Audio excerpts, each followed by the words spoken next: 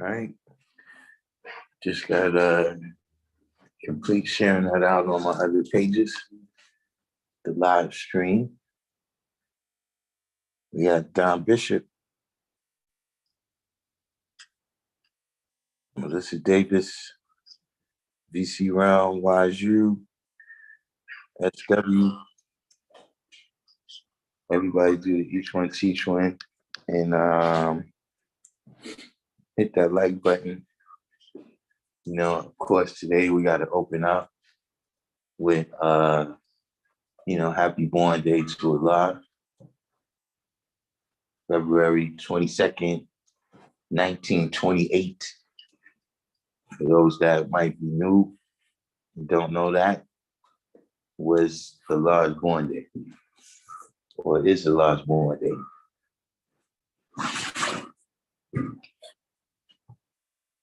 Universal 7, Alchemist,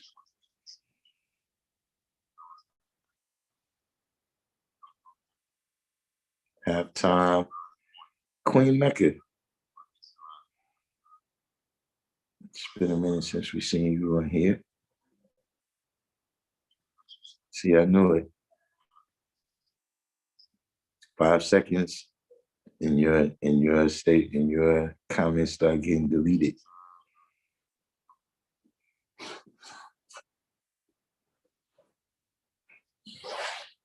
But unfortunately this year, because of the quarantines and lockdowns, et cetera,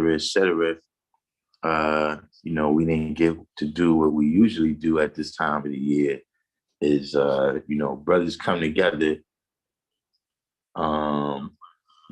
in order to commemorate, the foundation of this thing that we are a part of. And we don't have holy individuals. We don't have individuals that we worship, and that was something that Allah was sure to tell the brothers that, you got to use your own wisdom and your own understanding to save your own life. You understand what I'm saying? That's why we didn't have to go through any degrees of catastrophic change. I got sincere. We didn't have to go through all this catastrophic change or, go through destruction, when the law returned.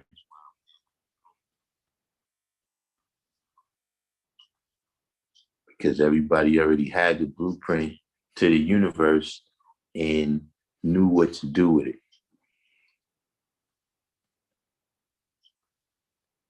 So, that's for any of the new people that might just be coming in. Allah is a greatly revered individual because he was the first of many. You know what I'm saying? In terms of us, in terms of, things was laid out for me. You know what I'm saying? For the people on the live, things is laid out. Like, you already got the map. You already got the supreme alphabet. You know what I'm saying? Imagine having to decipher 120 lessons without the supreme math and the supreme alphabet.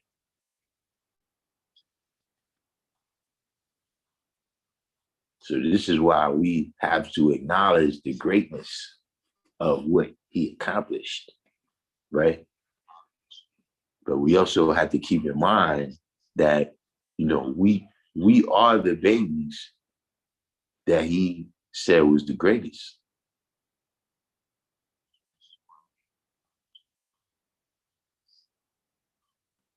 We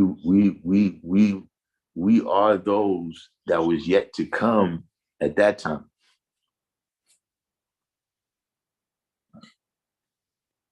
So never allow yourself to be misled into worship of any individual, but specifically Allah didn't want nobody worshiping him.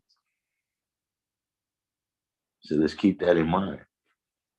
You know what I'm saying? Also, as we get into the other topic besides it being Allah's born day, this civilization class, we want to get into the topic of righteous culture versus bad culture. Today being wisdom.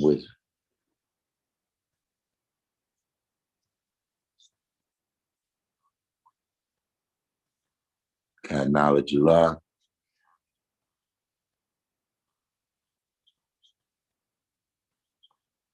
So does anybody want to add on to that before anybody got any questions, first of all, before we get into that? And anybody that wants to add on before we dive in with both feet.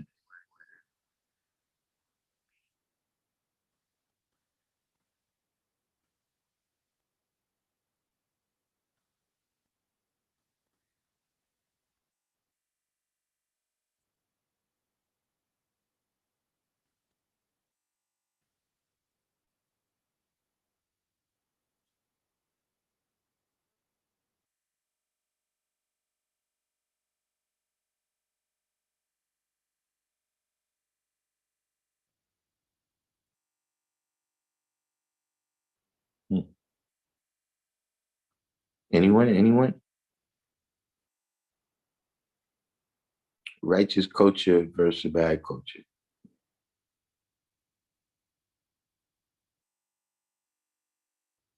L7. I'm quite sure that some of y'all have probably heard the saying before,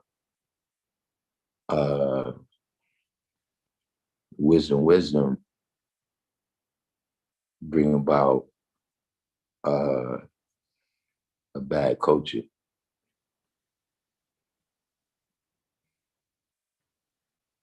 But have you ever taken the time to draw that up and not just take it on face value?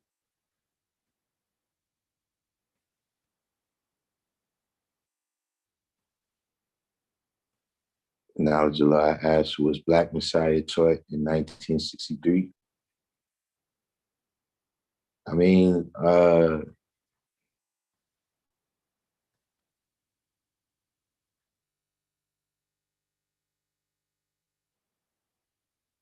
these are things I start hearing later on.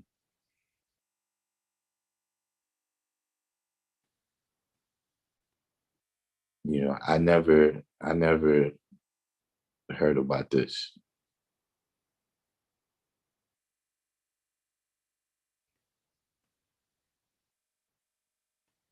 You know what I'm saying? The knowledge, I'm talking about this specific knowledge.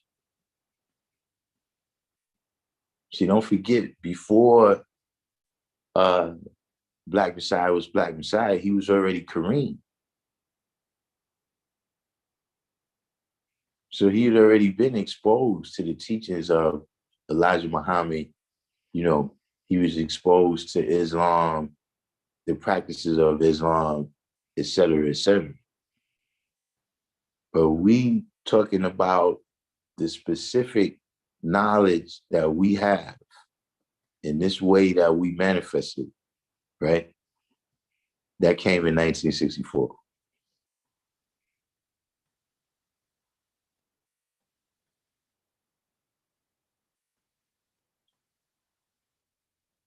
You might have even known Allah in 1963. You might have known Allah, you could have known Allah anytime since February 22nd, 1928.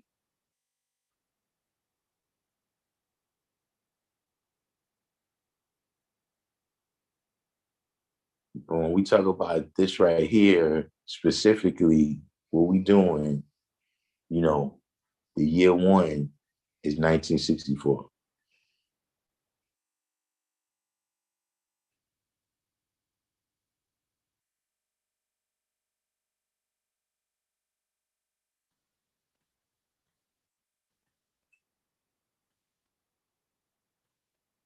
Wise you said ending a double civilization versus staying savage in the pursuit of happiness. So you're saying this is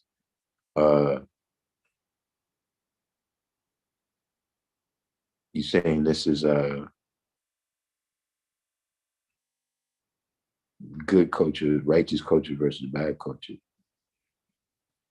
Kareem said, but Kareem does not mean Black Messiah, as some say. Well, not everybody. I only know of one brother that translated his name.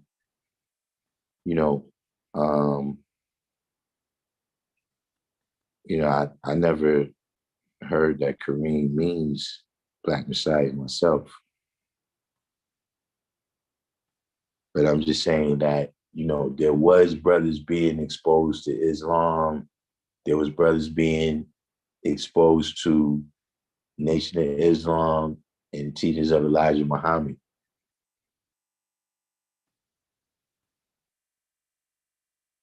But these particular teachings, right? The way we practice this culture of the Black man being God, that's from 1964. See, you always going to be able to look back because matter and energy is not created or destroyed, right? It just transfers from stage to state to stage. You understand what I'm saying? So you always going to be able to look back, right? And see that, whatever you're dealing with now, it comes from some energy and matter that already existed. we not inventing nothing. We're not inventing the black man. We're not inventing the knowledge. We're not inventing the order of the universe. We just manifesting it in our own good time.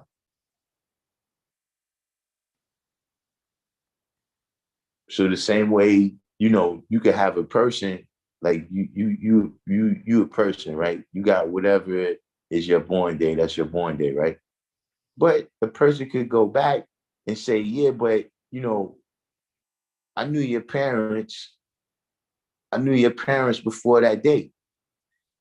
And I knew the kind of people they was. Like I already knew your parents were school teachers. So see, I was getting exposed to the type of education that you had. Yeah, I hear you what you're saying, but that's not me.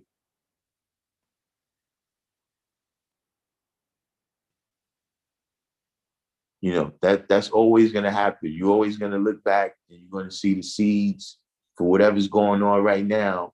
You're gonna see the seeds of that, you know, in some past events, some past times, some past accomplishments, et cetera, et cetera.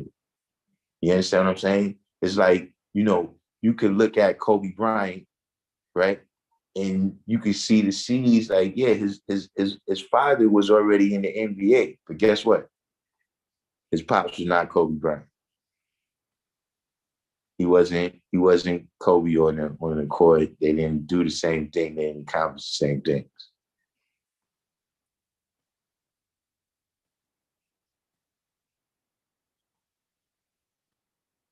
So when you hear people saying that, I've heard a couple of people say that over the years. You know, I've never, I've never really seen anybody corroborate that though. I mean, like if you had the knowledge in 1963, who you had it with?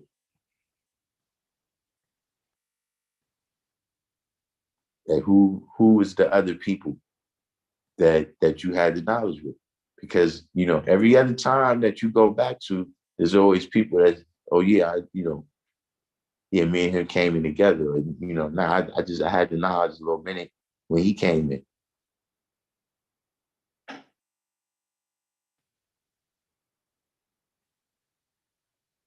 So people make these type of, you know, wild claims.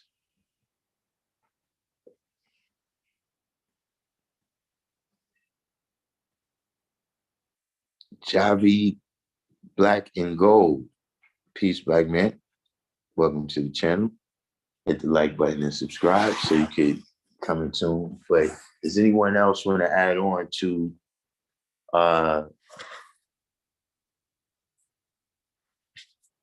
wisdom, and how wisdom could lead to a righteous culture or how it could lead to a bad culture?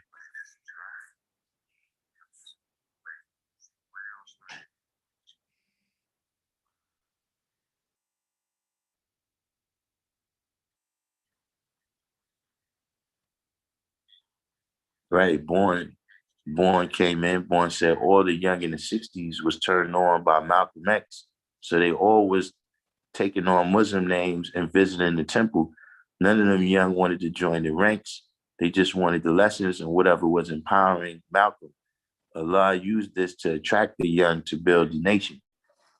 Yeah, so, like the guy was just saying, that's another good example, you know, uh, of how people was being exposed to Islam, and being exposed to Elijah's teachings before 1964.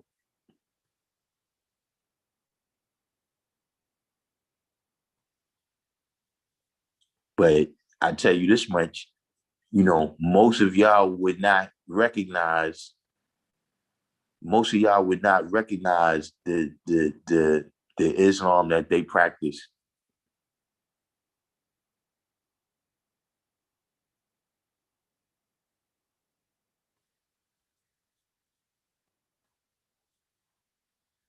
See, like right now, I got a new Muslim friend.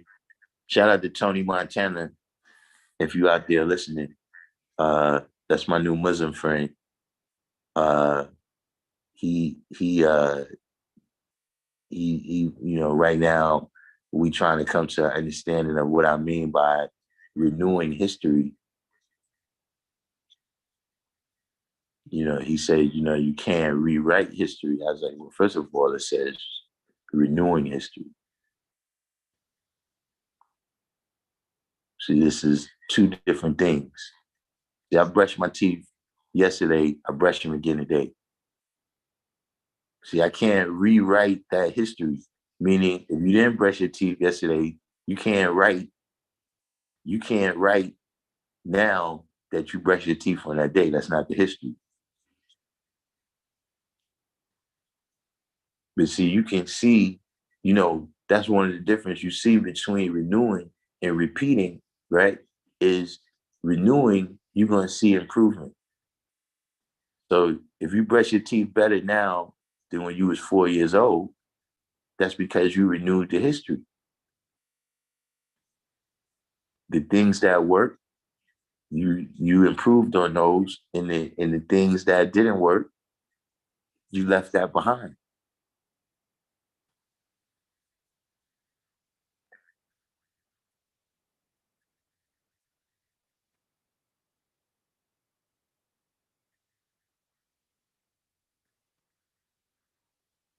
Oh, you know Tony Montana 2 knowledge?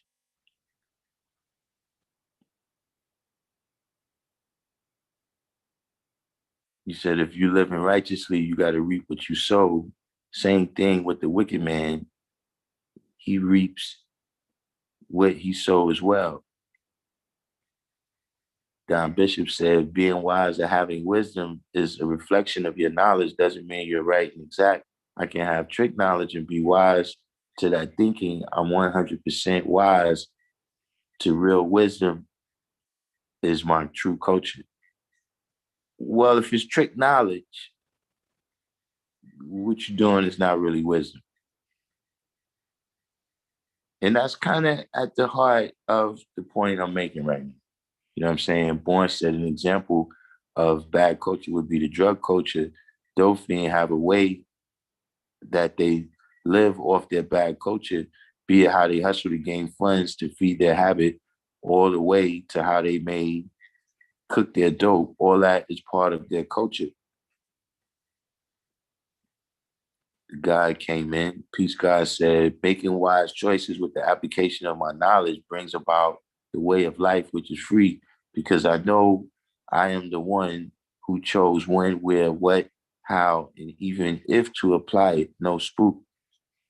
You know, this is you hitting on the topic. You hitting on the topic right there. See, the difference between wisdom bringing about a righteous culture and wisdom bringing about a bad culture, right? Is that wisdom is the execution. When I say the execution, I mean this is where you actually doing the thing. You see what I'm saying? So for instance, in the example that Bourne just gave about uh a dope fiend, right? And all of the things that they got to go through to live that life, you know, some of them is the hardest working men in they town. Like, if they apply, right? Apply, which is wisdom, if they apply that same energy, right? And that same cunning and the same knowledge, right? That they have, if they applied it to something righteous, they could be just as good as that as they is at smoking crack. I seen it happen.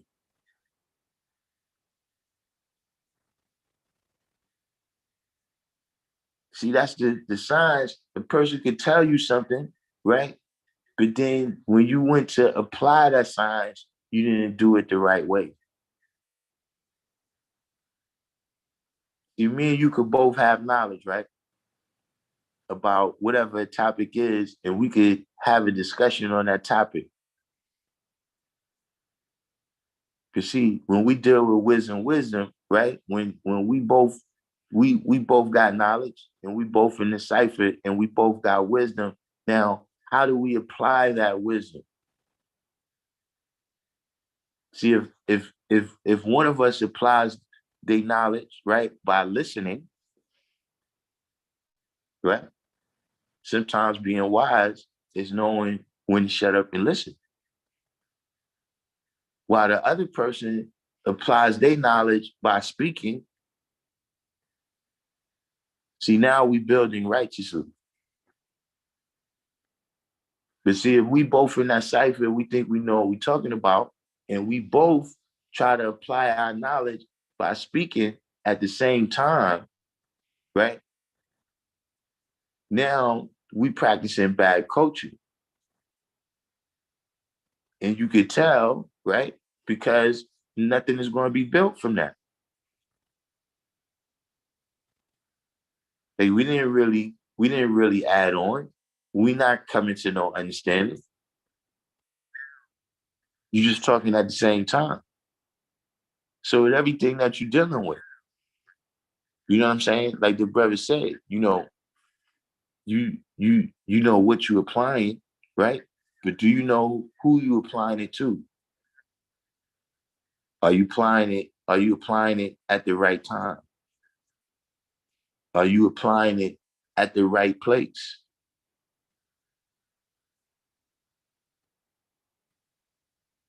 See, all that's a part of truly dealing with wisdom. You know what I'm saying? Instead of, you taking action or, you speaking, you talking.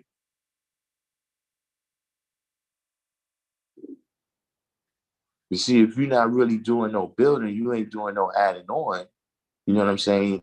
Then you're not dealing with a supreme culture.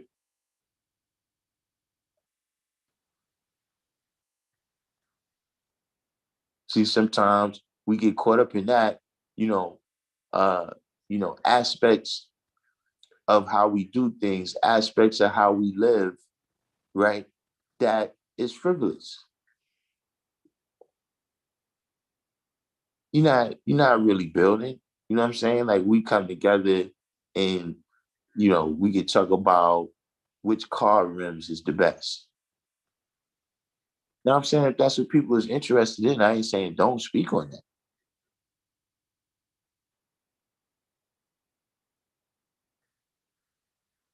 But you gotta realize that, at the end of the day, what's gonna come from that.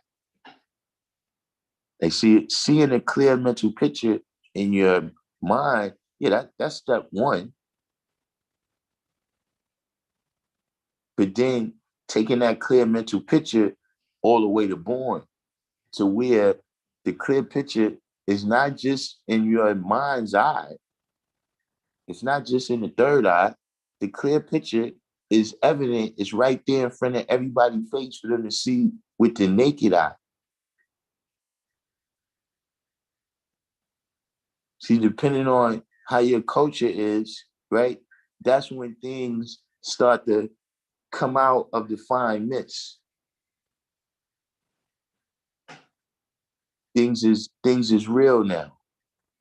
See, just like right now, you can be walking down the street, right? And everybody's in the fine mist. You don't know who these people are. You don't know what they're about. Well, that's in the fine mist. The naked eye can hardly detect that. But then once they start doing things, once you start seeing, yo, this person right here, you know, uh, it could be anything. I noticed this person right here, he always walk his little brother to school. You know what I'm saying? Yeah, I noticed that cat right there. Whenever we in the store, he always reading the ingredients.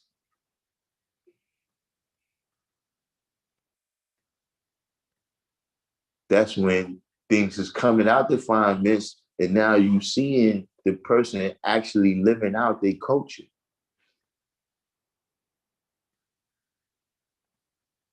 But see, there's lots of ways, man, that once things get to the wisdom,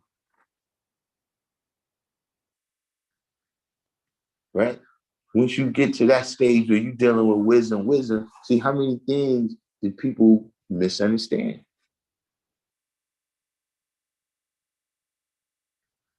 See, a lot of times you, as the person observing them, won't know, and the person themselves won't know that they misunderstand until they try to live out that understanding. Rome J, True 120. It's been a minute. Allah will manifest. What's going on? The 22nd letter in the alphabet is V, victory.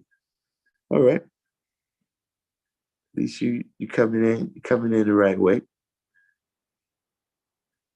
You're coming in the right way. But that's when a lot of people, they're called in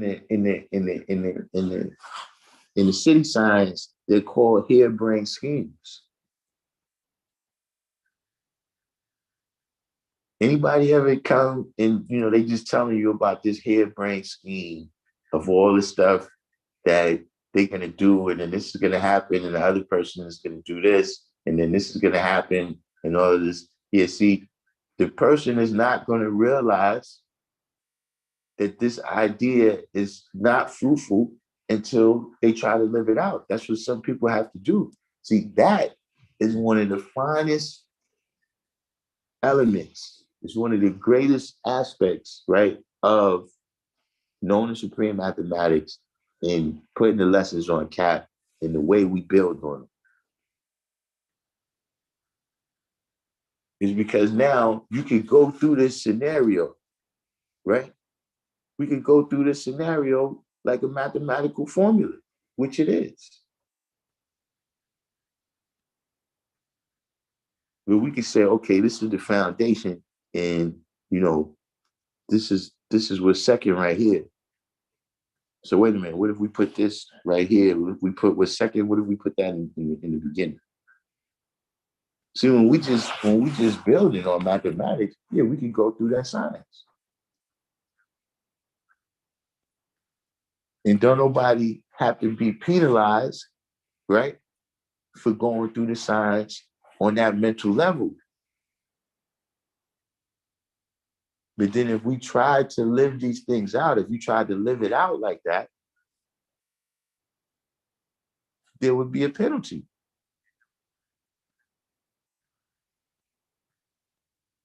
This is, general, thought process, which it appears to be a little bit on the decline right now in terms of people thinking things out, that taking the idea from knowledge to born before you try to live it out. The things I'm saying today is not rocket science. It's not rocket science. We all been there where you engage in the endeavor where you didn't think it all the way through. You didn't think of what all the consequences might be of what you about to do.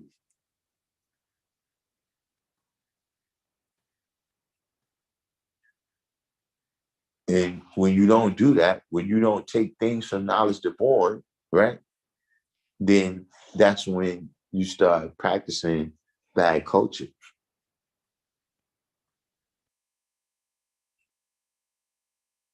See, let me give you another scenario. Like I said, you can go through these scenarios infinitely, right?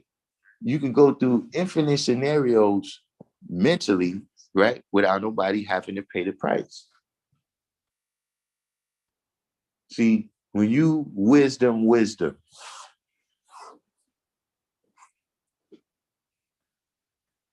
me give you another scenario when people are wisdom and wisdom, right? See, when you go around talking about what you heard,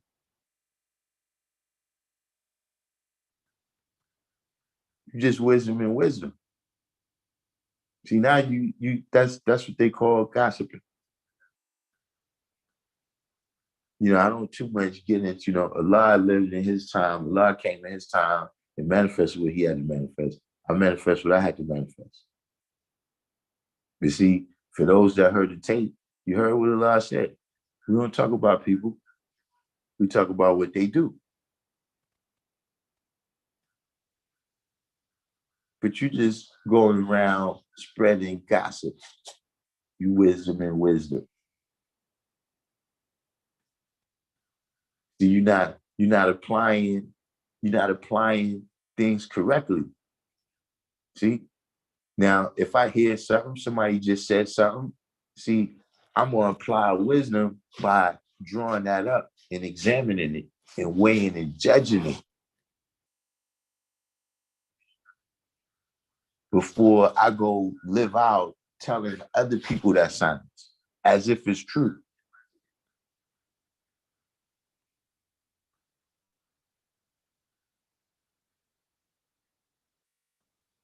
See, remember when your parents used to say, well, what if all your friends jump off the bridge? You gonna jump off the bridge too? See, she's asking you if you dumb enough to practice bad culture by wisdom and wisdom. Just doing, right? Wisdom means do, just doing what you see other people doing. Or doing what somebody told you this is how it worked. So you went and attempted to do it, right?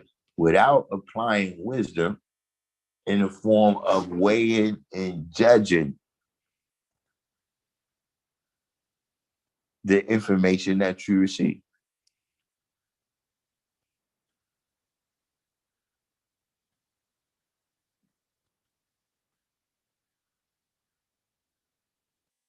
These are all examples of how in the execution of the ideas that you manifesting, you end up living out a bad culture.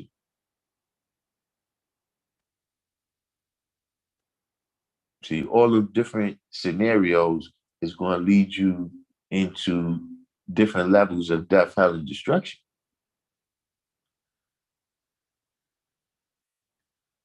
And see, a lot of times we get caught up in these aspects, right? Because we have the knowledge. See, that's a fine line that you don't want to cross.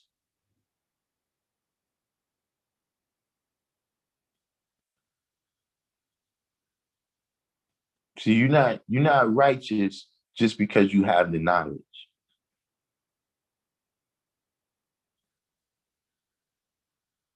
See, even when you look at the degrees, it tells you that civilization, righteousness, the knowledge of self, and the science of everything in life.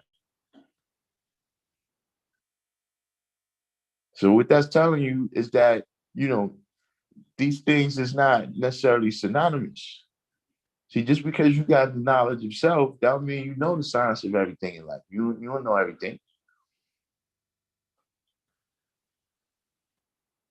Just because you know the black man is God, that don't mean that you're righteous.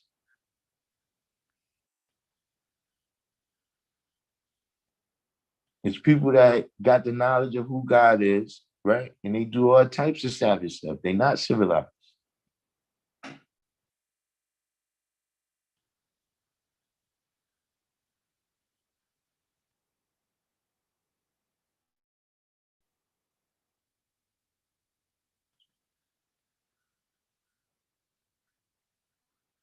Hold on, let me catch up here in the comments with y'all.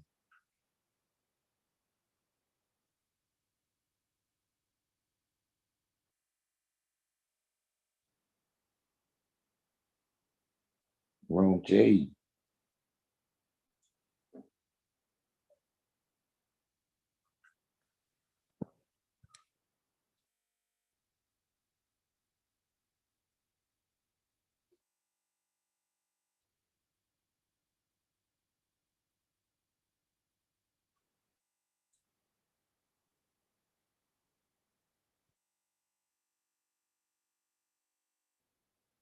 What you say here, Allah will manifest? That's the first time I heard that one.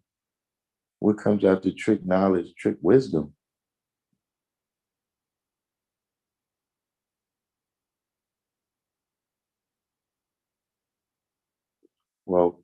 what's trick wisdom?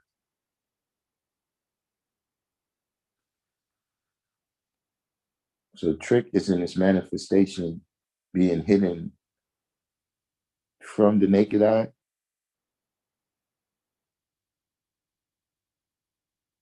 I mean, there's things that's hidden, but there's also just blind people too.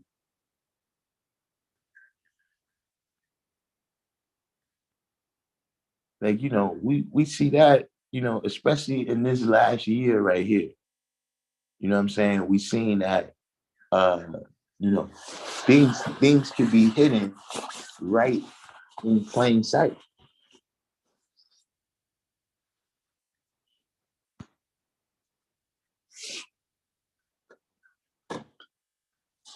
It's like when you look at the degree and it tells you how the 85% believe in they believe in the mystery God on face value, right? But do not try to learn who is causing all this to happen by letting the 5% teach them.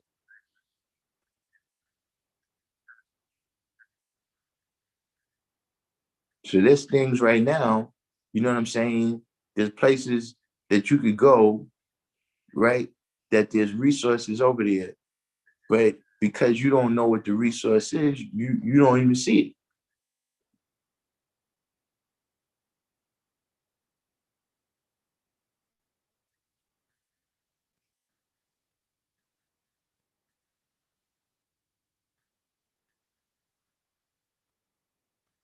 Peace God said bad culture is believing that all you see and hear is caused by something other than you, not knowing what you are doing. Yeah, that's a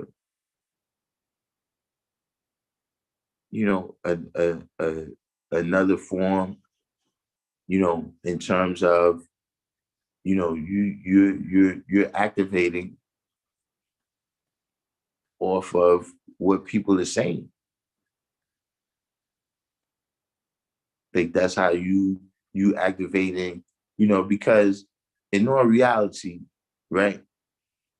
You know, babies is not born with the mystery God concept in them.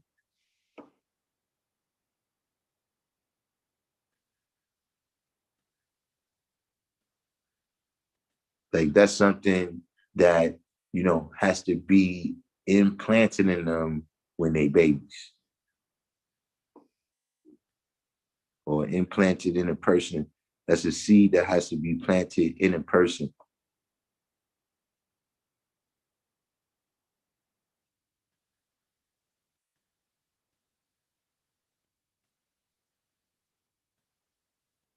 Jigga 1017. So you said wisdom, wisdom, each one teach one would be a righteous culture. Indeed. See, would you say gaslighting? I still haven't, I think I understand it, but I don't really understand it. Uh, I don't have that type of mentality where, if I say something and somebody say something else, it makes me think that what I said wasn't true. I can't really, but I guess I get the hang of it eventually. But wisdom, wisdom, each one teach one would be a righteous culture. You know, yeah, that's because one person is speaking, right? And one person is looking, listening, and observing.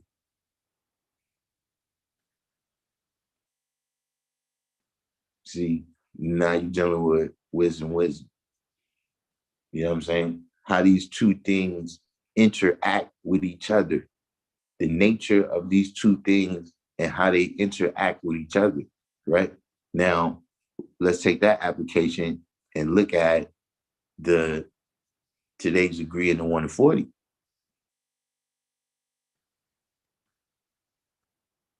See, that's the two pieces of steel. And Yakub observing and recognizing certain things about the way these two pieces still reacted to one another. in the environment, right, is where he came with the foundation of his uh his laws and ideas that he instituted to manufacture the devil.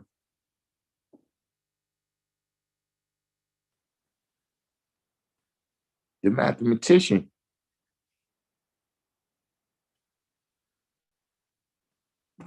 Rome J said, wisdom before knowledge shows how much one really knows. The Father corrected the Muslims by putting knowledge first. The Father got the wisdom by doing the knowledge. Yeah, for people that don't know that is one of the changes that Allah made to the lessons.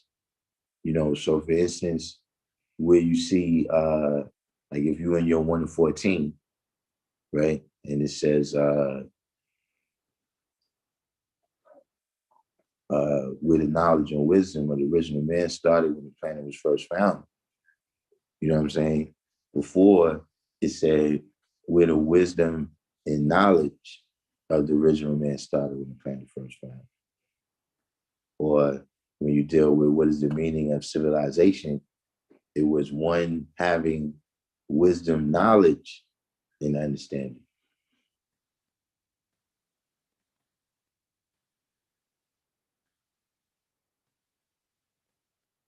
Calm Islamly, did you get your alert today, Calm Islamly?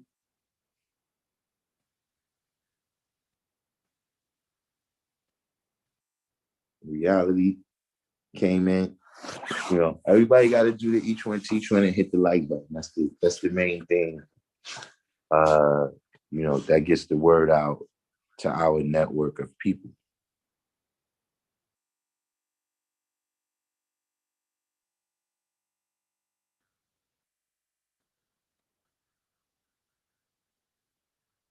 What you say here, peace God, all they see and hear came from that big man or woman that keeps bringing them food and putting the clothes on them within the shelter they are in. They know that it's not falling out of the sky into bottles. Um,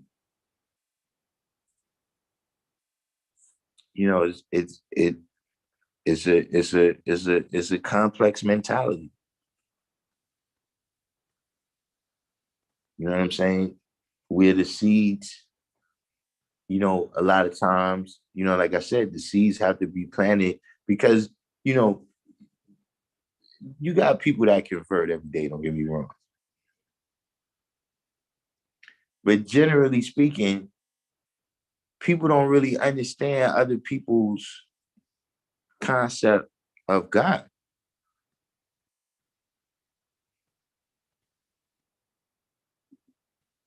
Like that's something, that because these things don't make sense really. So in order for you to follow the quote unquote logic of these different things, you just have to be indoctrinated into that mindset at an early age. And you got to be indoctrinated into that, right? Before you're indoctrinated into science and mathematics. Because if science and mathematics becomes at the core, you internalize it on a level where these are the principles that you use to weigh and judge whether things is valid, right? Then how you gonna believe in the vast majority of these religions? The ones that I've been exposed to. How you gonna believe that stuff?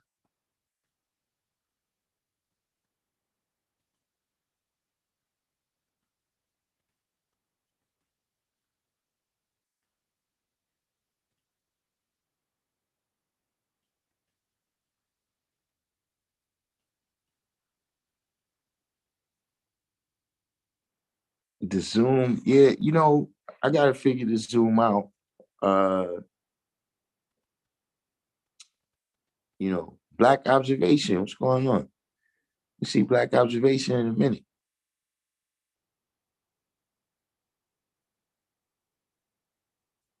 Why, son?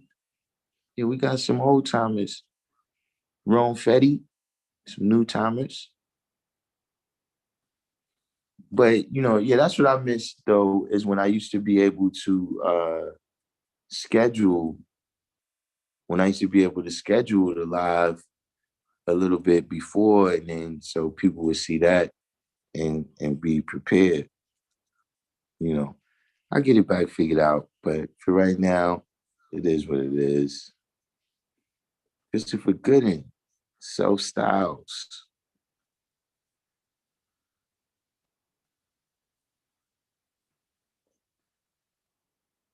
Don Bishop said, food for thought. A wise man can pretend to be ignorant, but an ignorant man cannot pretend to be wise of any culture.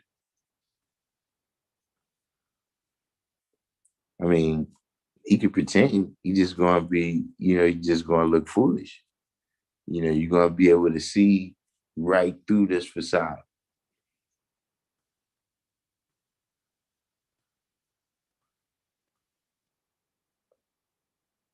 But for all the new people that came into the room, of course, we started out with a shout out to Allah, on his born day.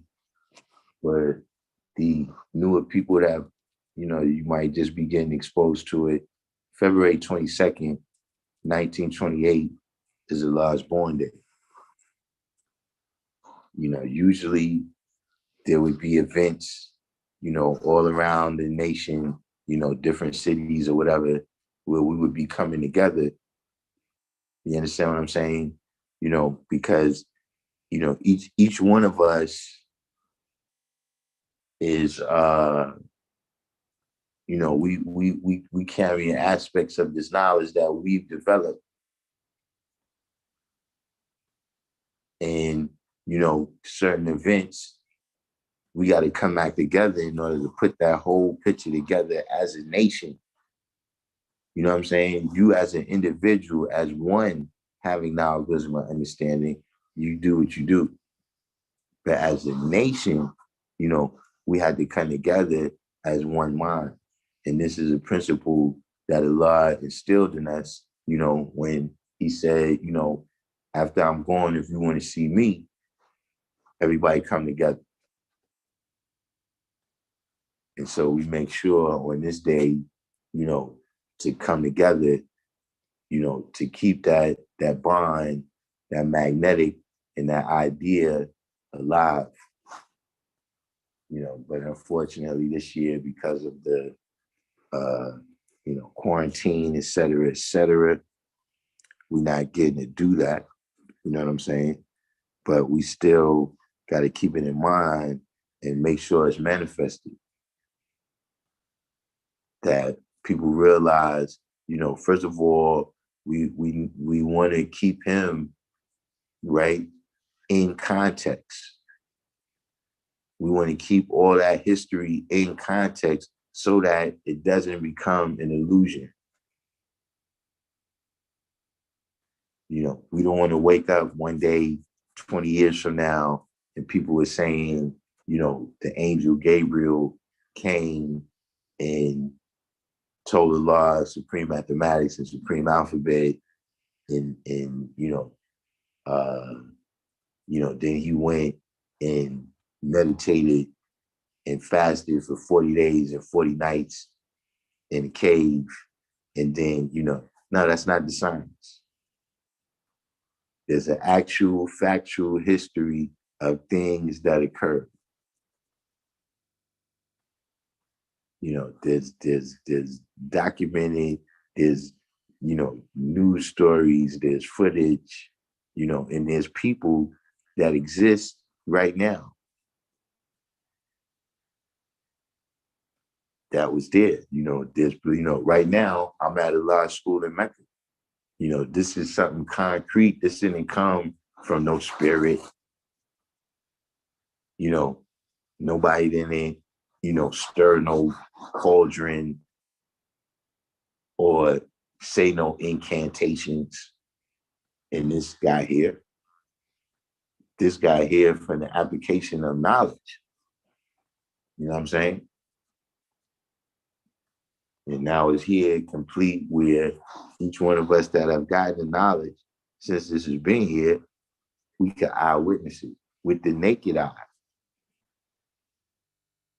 And then we can come inside, right, and learn how to use the third eye to see those things that's in the fine mist.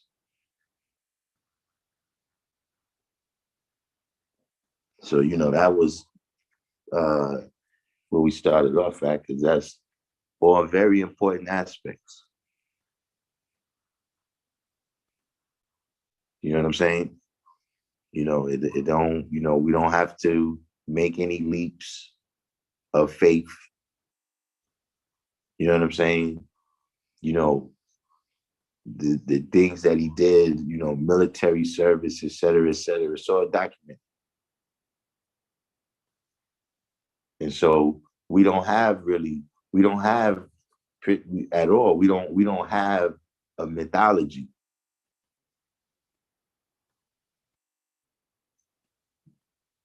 It's not like, the hill in Mount Morris Park opened up, and the law and justice was released in a beam of light. A law and justice was twins that they was raised by wolves. They was raised by wolves and foxes. And so this is where they got, the cunning from. This is where they, none of this is a part of it. And so that's why we got to keep the foundation in context. Historical context, scientific context, mathematical context, et cetera, et cetera. Because see, as soon as you don't do that, then you're going to start dealing with division.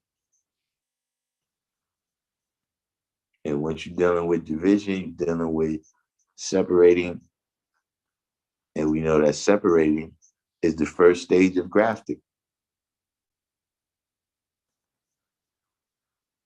See, as soon as Yakub gets to the Isle of Patmos, what'd he do? Put people in categories. Got the healthy and strong over there, got the weak over there, got the not good at multiplying over there, got the doctors over there, the ministers over there. Everybody got something that they classified to do. And they not allowed to come together. Not on that. Because it's death to anyone who reveals a secret. See, we don't have any secret amongst us.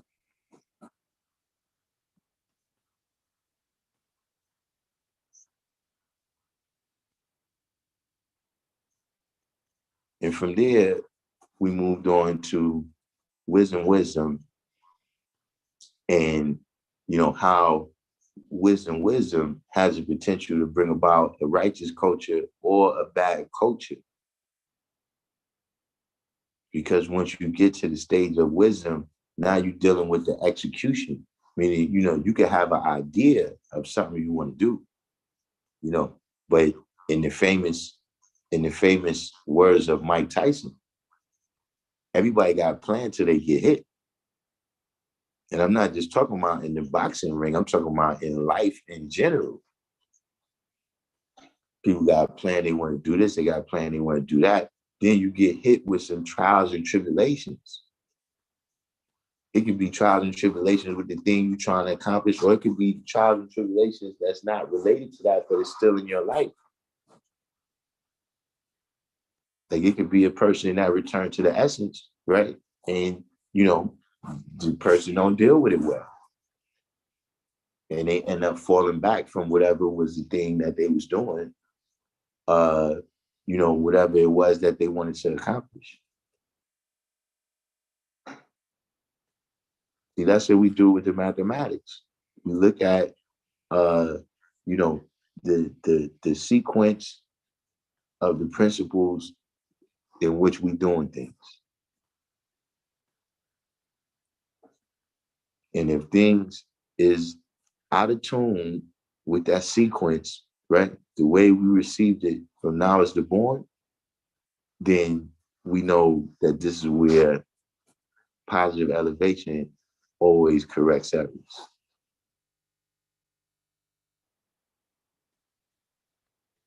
But that's what you got to understand, is that once you get to the execution, once you get to the wisdom, right?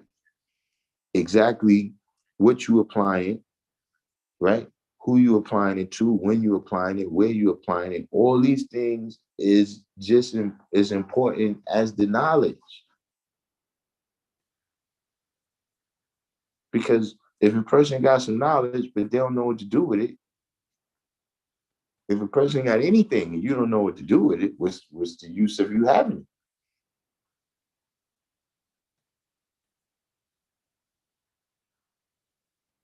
So, for the newer people that came in, I gave the example earlier, right? That you could have two brothers, two sisters, a brother and a sister, whatever the case may be, right? And they having a discussion on a topic. Now they both got knowledge of the topic. They both got knowledge of self, but see how they gonna apply that knowledge in this discussion, right? Is going to determine whether they build or whether they destroy. So now we come in to discuss this topic, right? And I'm applying my knowledge by speaking it. Now, if the other person applies their knowledge by listening, then we're going to build a righteous culture where the people can see, okay, you speak, I listen, I speak, you listen. You see, if we both try to apply our knowledge at the same time through speaking, now you're dealing with a bad culture. Because how's understanding going to be born?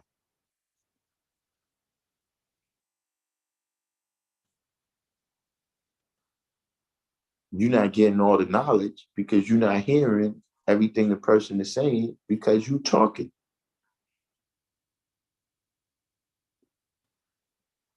The actual focusing of the energy of the two people that's in the conversation, it's not focused now.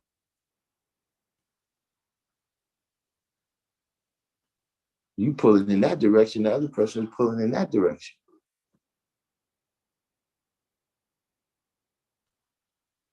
So that's a of uh little recap of what we was dealing with so far for the people who might have just came in.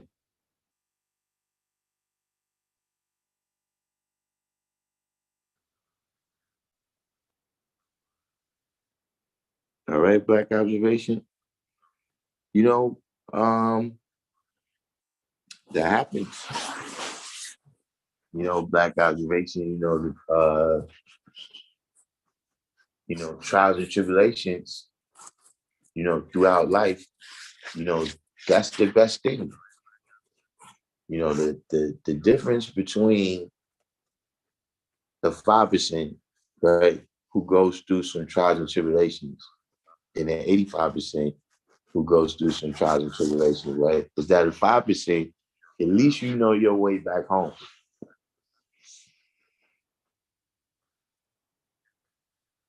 Like imagine you stranded somewhere from home, right? You in an infinitely better position if you at least know where you at and know how to get home. Like if you don't even know which way to start heading in order to get back home, then that's truly what we call loss. And you're going to need to be found.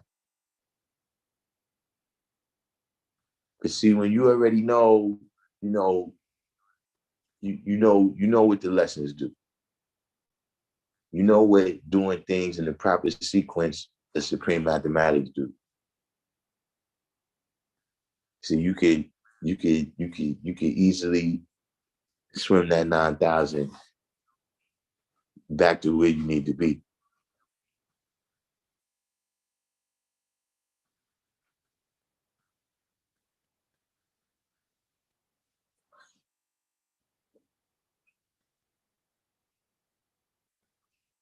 universal.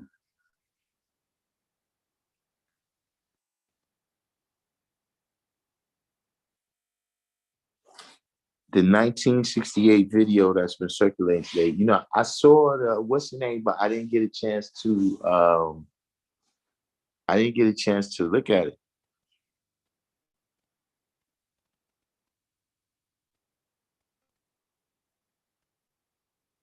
I'm not sure because I just looked at the very beginning. It didn't even come on, so I didn't know if I've seen it before even.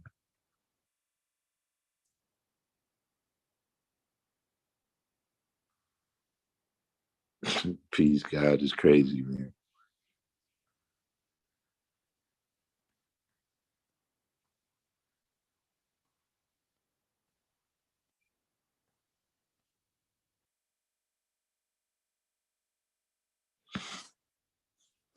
Jigga 1017 said, with the recent hoopla with Malcolm X, will there ever be a revisit into who assassinated Allah?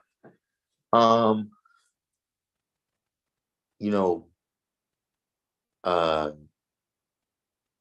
they're supposed to have released Allah's FBI files without the redacted names.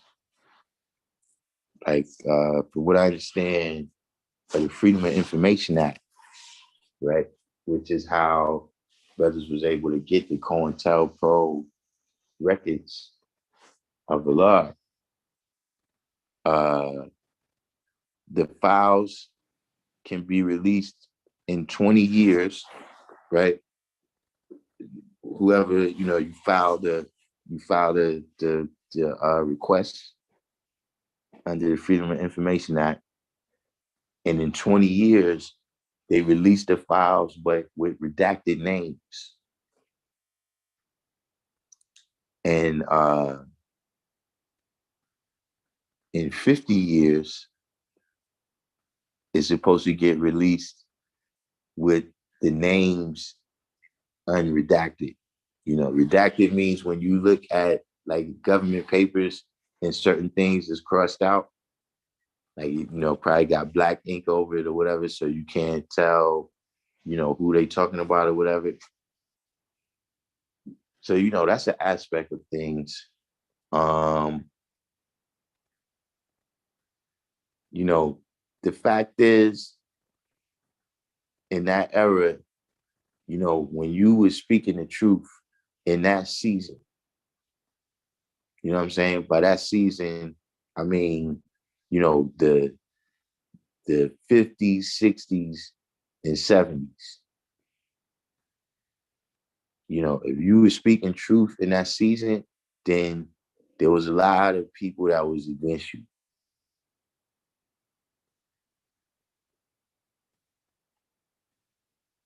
And so, really in both of those cases you just named, with Allah and Malcolm, I don't think it's like one entity or one person.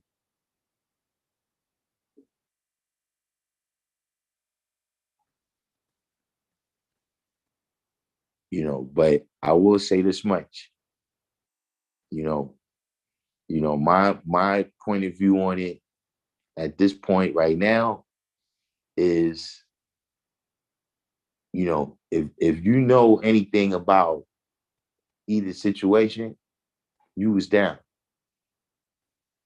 Like if somebody comes up to you right now and tells you they know exactly what happened, they was down, son.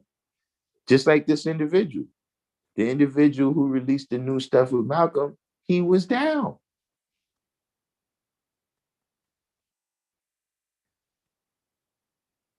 Like you was actively doing things to, you know, affect that circumstance. You were instrumental in it coming out the way it came out.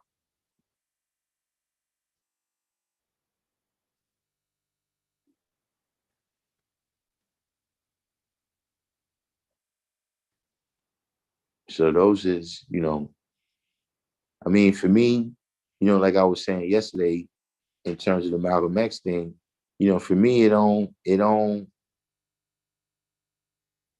make a difference. You know what I'm saying? Like, don't get me wrong, there's closure on that level for, people that might be super close to him, people that, his family or whatever. But I'm saying in terms of, I don't know what I could learn that would change my view of him or of the world or of supreme mathematics.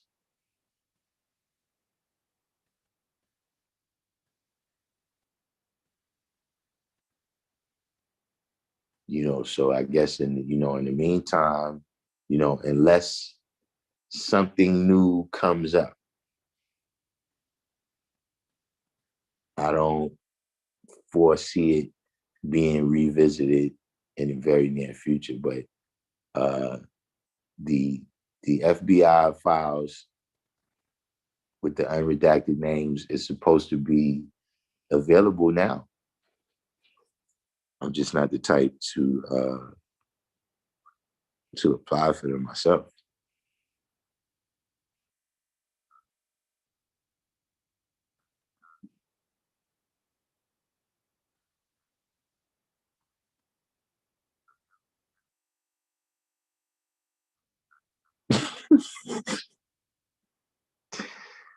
Ah man, peace, God.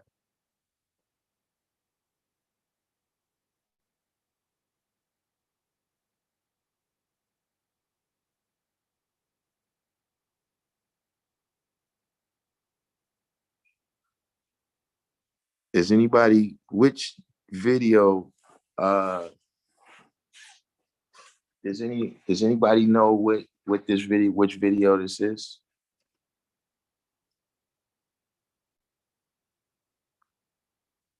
Because I'm not sure if I seen it.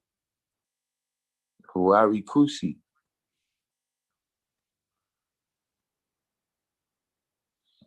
The NBA donated money to historical black colleges. I mean, the NBA, all right, no doubt. Rob Warren came in. The NBA giving, I mean, the NBA is like a pretty phony organization in general. You know what I'm saying? Uh, it's that season. You know, this is a part of the new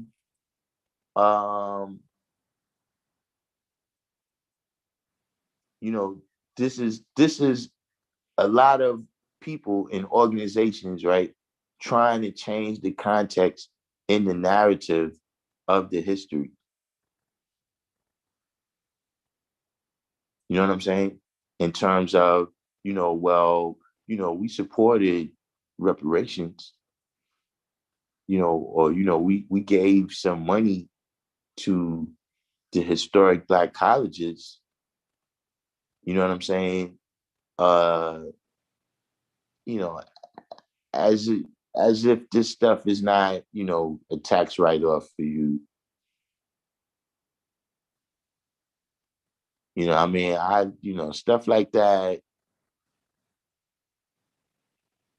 let's see what it amounts to. You know what I'm saying? Because, we definitely with education,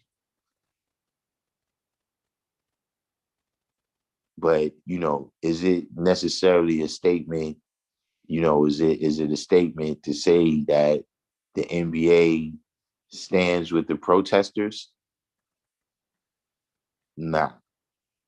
You know what I'm saying? Just, right now, this is the level of propaganda, you know what I'm saying? Um, at least to me it is.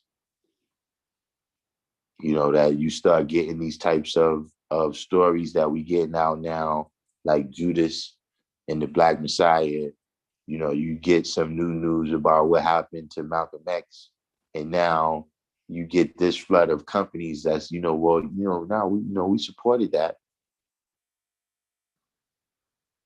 So, we shouldn't be included in whatever justice and equality has to come about. We shouldn't have to be included in that because, we gave money to the HSBCUs, you know, kind of in the same way that if you bring up the history right now, a lot of times you would hear, well, that is a part of the American history, but we fought the Civil War.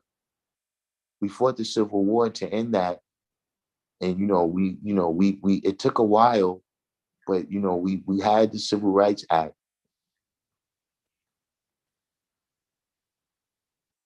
Yeah, that's cool and all, but that's not really cutting it. From what's happened.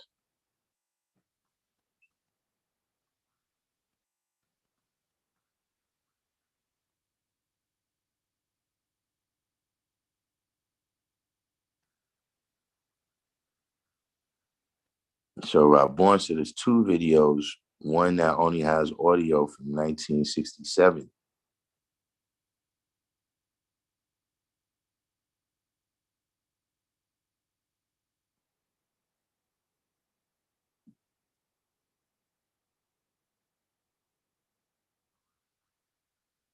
Serious mathematics.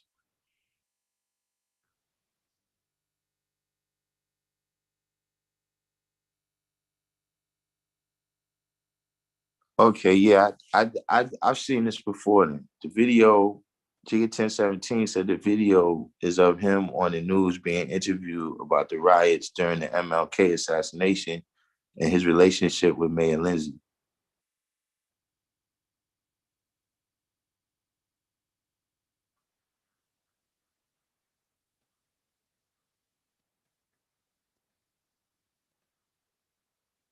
So Black Observation said we got to be careful with these movies based on true events, like Judas and the Black Messiah, because it deters the babies from actually reading books of the whole story and believing a 2-hour movie is based on. You know, we was dealing with that topic too. I agree with that. The context, first of all, just the time that we in right now, right? Some of the context gets lost. Like even right now, for you to come out and you say certain things about the assassination of Malcolm X, it's a different group of people that, most of the mainstream is comprised of. They people that, they wasn't really there firsthand to witness um, who Malcolm was and what he did and what he stood for. You know what I'm saying? If you mostly just heard the speeches, you never really seen them all of these different things, it just put things in a different context. You know what I'm saying? Like, the Black Panthers now is politicians. Not saying that, you gotta weigh and judge what it is that they politicking on. Everybody gotta do that. I haven't, done that extensively, but I'm just saying that it's a different whole atmosphere. It's a different context.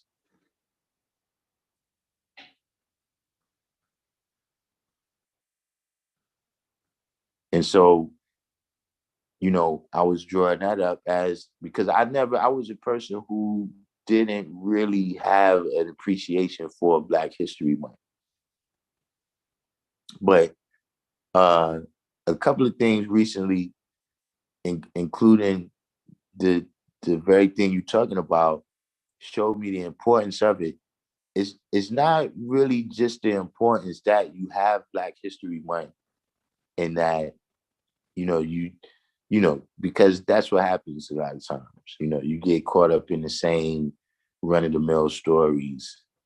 You know, uh, Martin Luther King, Frederick Douglass. We basically get a good education on the people whose ideas of freedom, justice, and equality for Black people was going to come through cooperation with the colored man. And I'm not condemning that as a strategy. I'm not condemning the brothers. I'm not saying that they was wrong.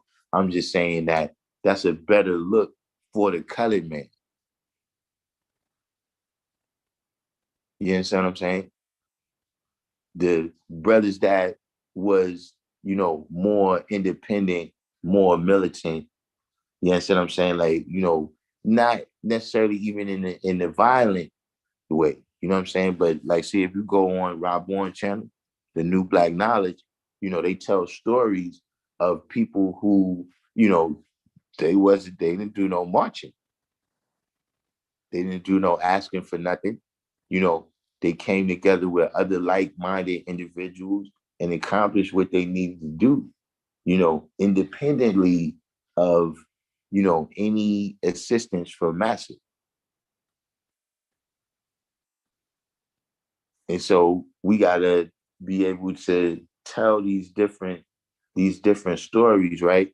And control the narrative.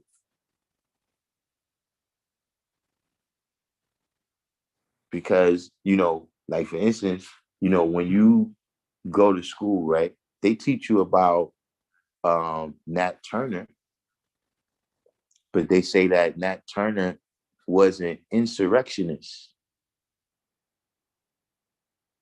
which is a crime. But they don't, when you go to school, they don't teach you that George Washington was an insurrectionist. So just the way that we tell the stories, keeping the context, as exact as possible. This should be the purpose of Black History Month. You know what I'm saying? But that's also one of the dangers, and it kind of adds on to what you was just saying too, is that's one of the dangers of an event becoming a national holiday. Because once it becomes a national holiday, you know what I'm saying? Now the government kind of takes over how it's celebrated.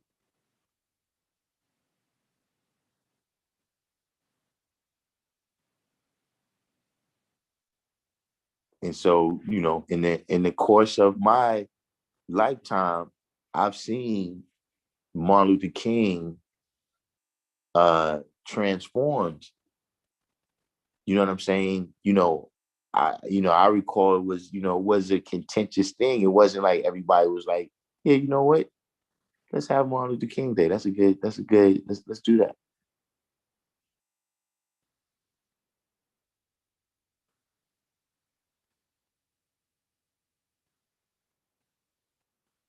But now, because they can control the celebration, they can control which speeches and which aspect of his life is more popularized.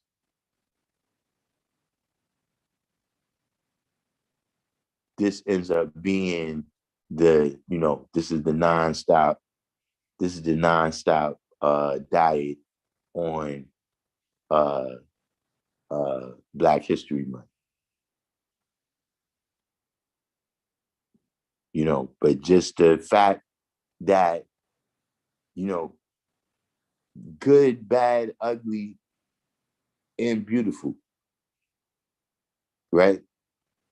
Um, things that happen right here in the wilderness of North America is a part of the story. Like we didn't, time didn't get taken off from writing history for the last couple hundred years. It's not like, well, let's only deal with the history, uh, back when we was in Africa, or let's not talk about the history of slavery. Let's just talk about the history of reality TV, where you got all these ballers and let's forget about, these aspects of history where, we feel bad about it. And if you watch the New Black Knowledge channel, you'll see that a lot of times, the perception that you have on these situations is because you don't really know the heroic people, right? You don't know the true saviors of those times and the things that people activated in order to bring about freedom, justice, and equality for themselves. So you're right about that. That's something that I'm acutely aware of that right now. That all of a sudden, you seeing the coverage of some things that used to get swept under the rug. You know what I'm saying? And I would say starting from at least last year, where I could say I started noticing it, is from when, they started having the riots and everything last year.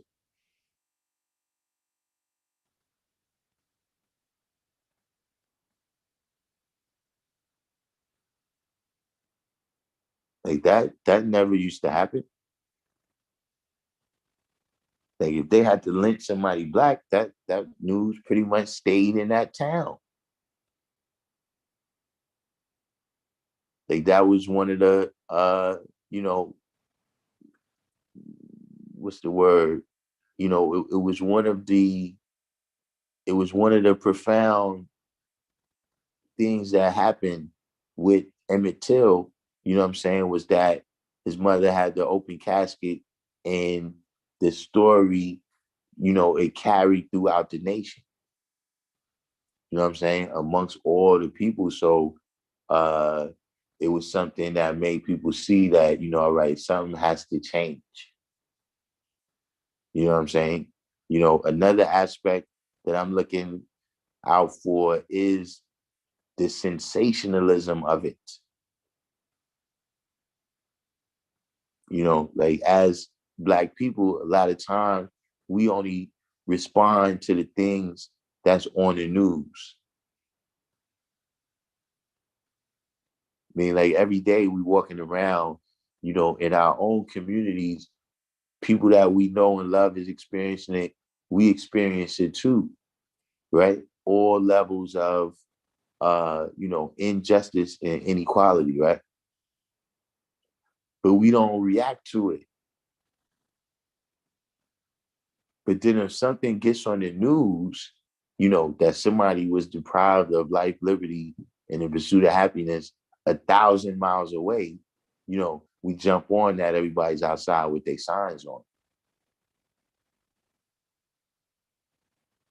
See, that's another thing that has to be realized is that, yeah, you're going to have individuals like Allah, you're going to have individuals like Fred Hampton, Martin King, Marcus Garvey, et cetera, et cetera. But see, the real Black Messiah is all of us.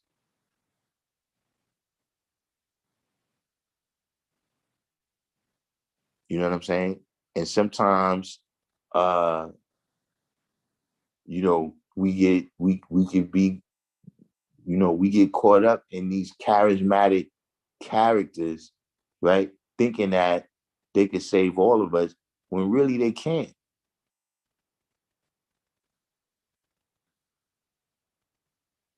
Like it's not going to be one thing that happened. Like one person is going to come out and say, "Be it so," and then police brutality is going to be over.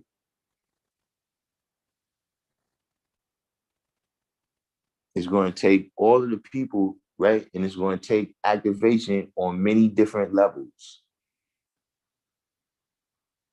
Meaning, education, economic, et cetera, et cetera. So this is another thing, where it's like, now is this gonna be like a biblical thing now? Will we hear about these people as if there's no modern day Fred Hamptons? If there's no modern day Martin Luther Kings. I mean, those brothers that came in that time, they was I don't want to say they was the originators of, because original people been understood what the problem is and been understood what the solution could be. But these are people that's at the forefront. TV and all this stuff is just getting big at that time. So these are the first, uh kind of national figures that's the things that they got to say is being broadcast nationally.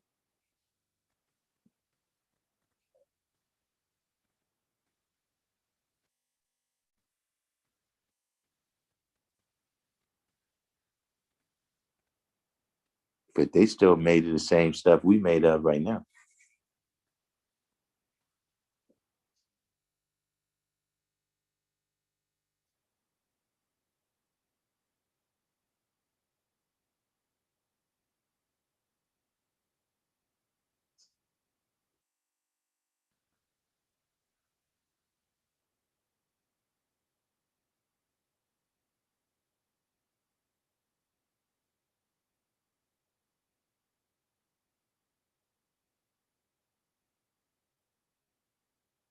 Black Observation said there's so many babies and adults who see a pamphlet on YouTube or a movie like Harriet and think that's what happened, and they know, but it's not exactly like they call Reverend Al Sharpton because of Asian attacks.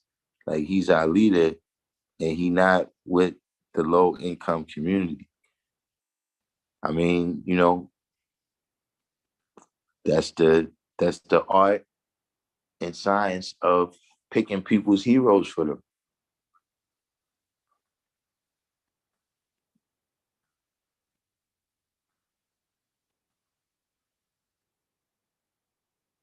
That's you could easily do that. Like, we live in a world right now, right, where most of our heroes come from entertainment.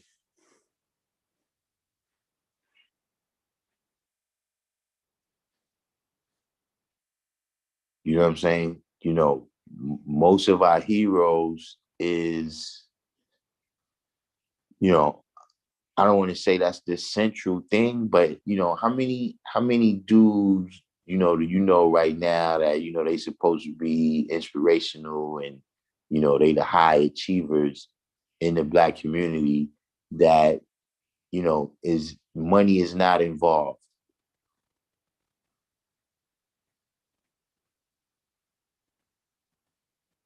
Like, if you're not playing ball or being in movies or something that makes millions of dollars, right?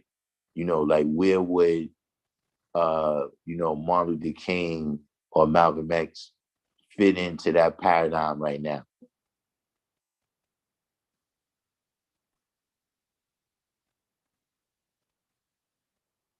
You're not balling, you're not a Black billionaire, you're not really in this new Black middle class, et cetera, et cetera.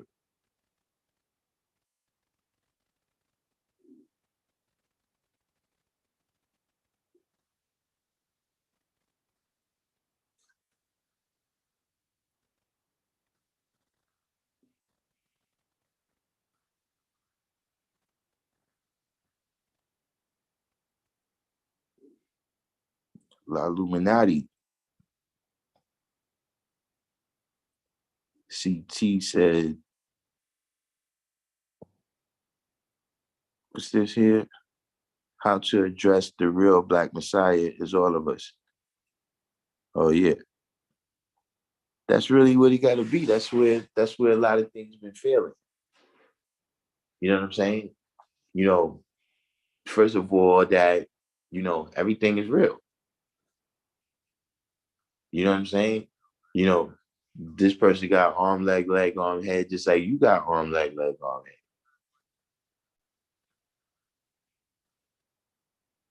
You know what I mean? So, expecting this person to carry the weight of everyone, this is, you going back into Christianity now. You know what I'm saying? Where Noah can save humanity by building his ark. You know what I'm saying? Or Jesus can save humanity by dying on the cross for all of us. Nah, that ain't gonna work. Not in this day and time, not for none of the things that we need in order to thrive. You know what I'm saying? That's not gonna work.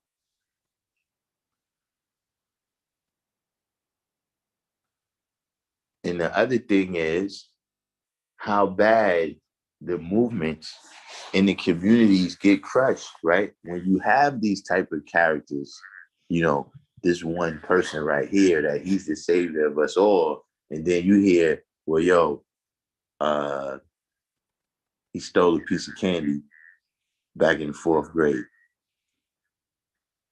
Oh man, now all of a sudden he's got to be canceled. He's got to be canceled. You can't have that.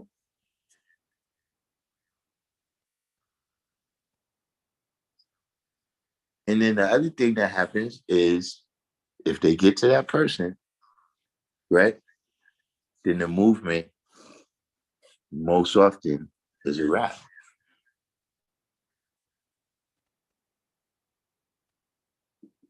And so that's why this one singular person, that's not, even when you look at the story of, different religions,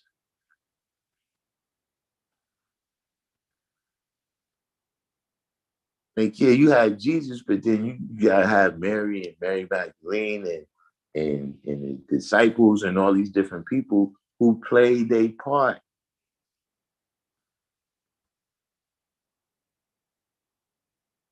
And so it's the same thing right now, today, you know what I'm saying? It's Allah's born day, and like I said, he's highly revered, just off of the fact that, when I look at the difficulty that I had in understanding 120 lessons, right? And understanding this way of life, and somebody gave me the supreme mathematics alphabet.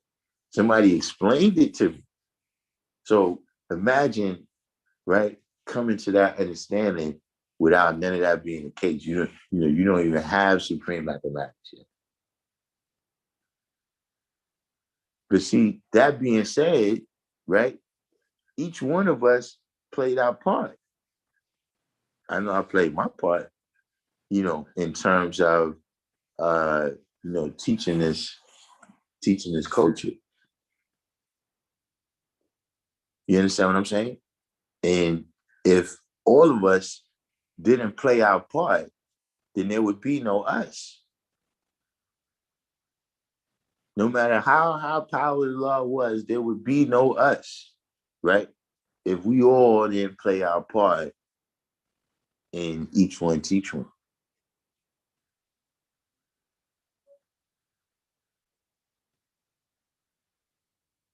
So this is why that single person, you know, as the Messiah of the people is, to me, a religious concept.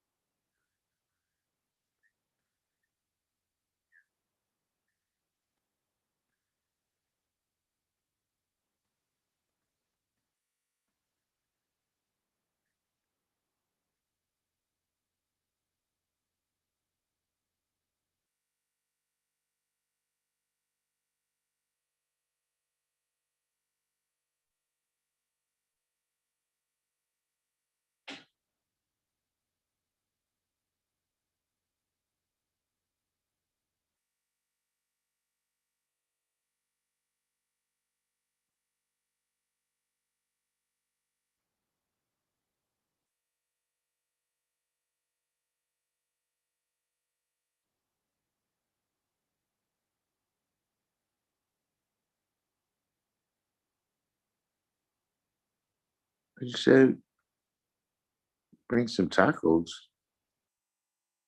I don't think I ate a taco and I haven't had a taco in a couple decades.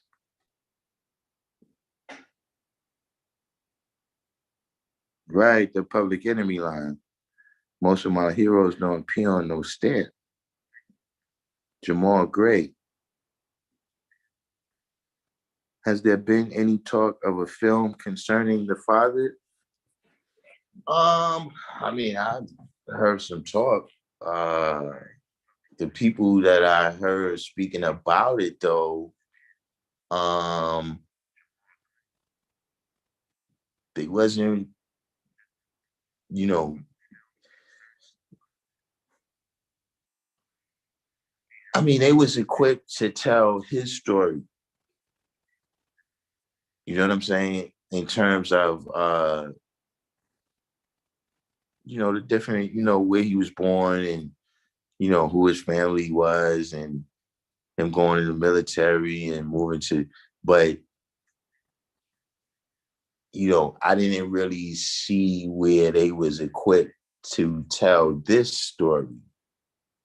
You know what I'm saying? And some of that is, I guess, selfishness, you know what I'm saying, where, to me, this is the most profound thing that he did. You know what I'm saying? Being the father of this, you know, this is something where, not a whole lot of people, I mean, right now, in a lot of aspects, nobody was able to accomplish what he accomplished, especially with the people he accomplished it with. Yes, I mean, what I'm saying is that, uh, Allah didn't pick from the choir. He didn't go down to the school and pick all the kids that was on the honor roll.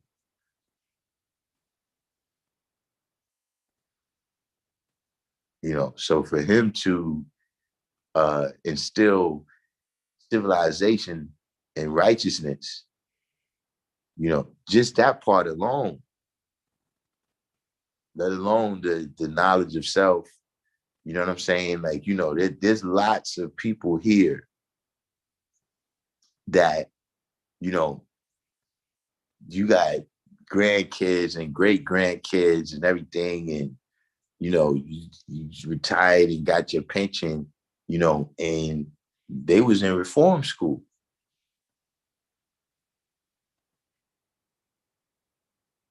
They was already, in and out of trouble with the law, in and out of trouble with school, and you had individuals that went from the penitentiary to college through this right here.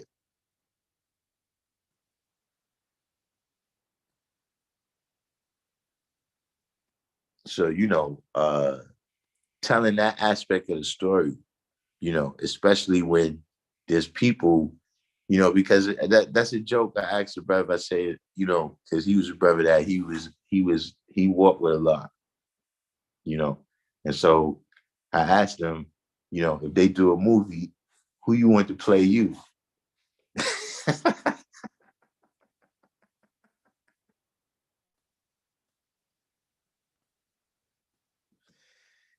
You know what I'm saying?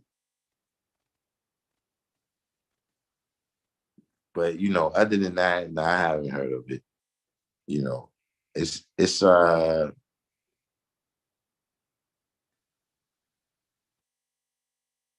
for me, that's not the type of thing I'm into.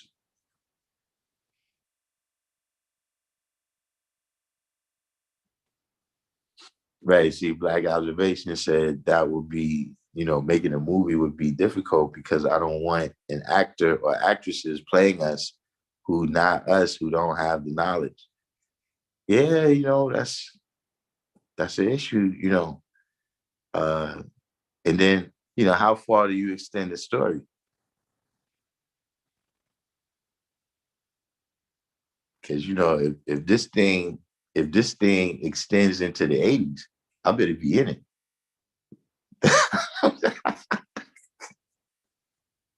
Like, is it going to be a sequel? If they have a sequel and it come up to the 80s, I better be in it.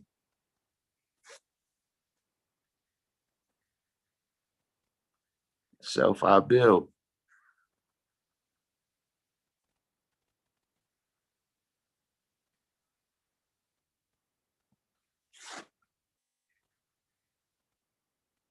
Mr. Spock said, our righteous brother named Jesus saving humanity is a reality just misunderstood. It means following his ways of righteousness, not worshiping.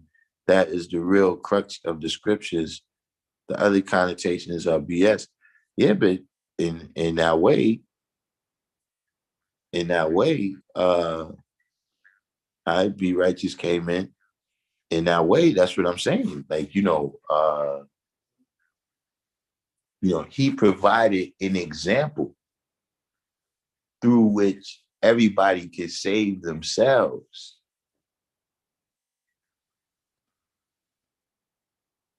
But that concept of, this angel is gonna come, Jesus is gonna come back, we're gonna get closer to the Sirius star system, all of these things, this is what I tell people.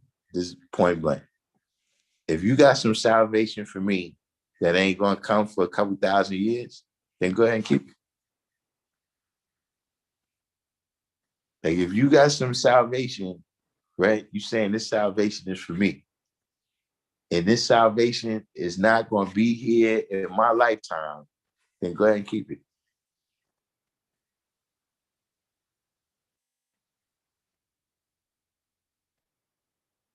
Like right now, I'm good. I'm good with the understanding that whatever happened or don't happen, right, is based on me and the people that I'm around, that I'm interacting with.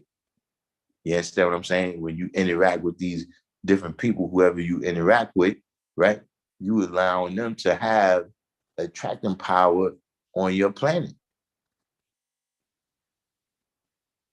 They have, they affect the situations and the circumstances, the things you try to accomplish.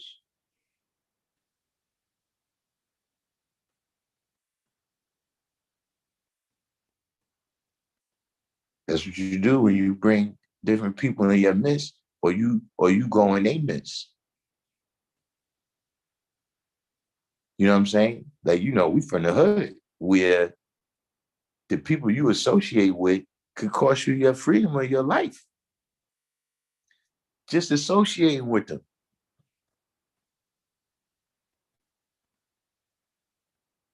That you can stop to say peace to somebody in front of the store, and it happened to be the wrong time, and you could lose your life.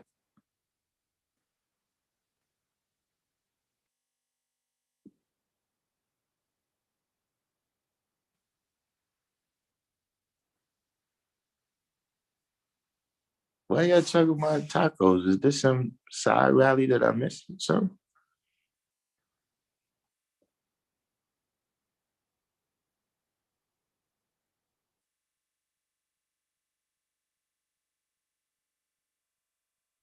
like I was basically said, no high price actor can play a lot, and nobody who don't have the knowledge or notify that they will actually have to be enlightened to play that role.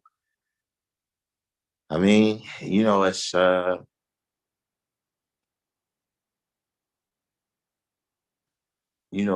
see, and this is one of the reasons why the history must be told.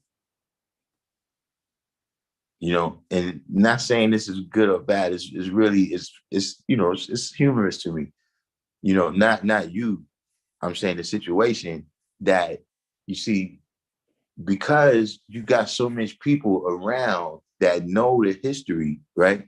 That's what makes it such a sensitive thing. Meaning you could do a movie about Harriet Tubman, and because, the only people that probably know, all the way into the details of different things is, probably her descendants, maybe descendants of people who she affected their life. So now you could come out with all this stuff, but literally, if that movie was made I wouldn't want to watch that movie with a 5%, because every 5 minutes is hands in the air. Oh, that didn't happen. Oh, why did they put that in here? He's not the one that said that. Nah. But the good thing about that is that nobody could destroy our history and turn it into a mythology.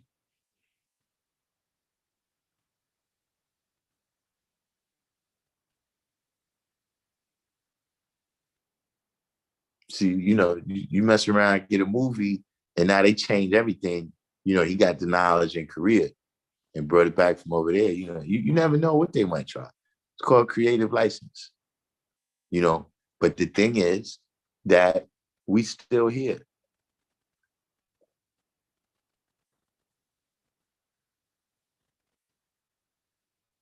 See, there's people that think that. There's people that think that, like, see, like we got Umala, you know what I mean? Shout out to Umala, you know, one of Allah's greatest sons. But see, he walked with Allah, right? And then many of us walk with Umala.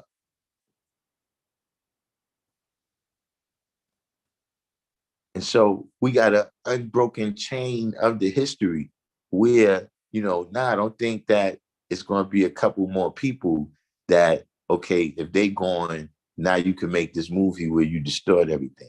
Nah, that's not going to happen.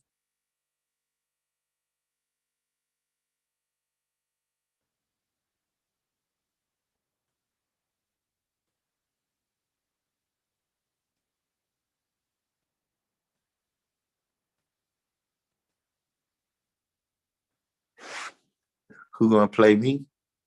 Let me see. I don't go to the movies. I don't go to movies like that. I don't want to start no separation stuff in here. I don't want no African. I want no African playing me.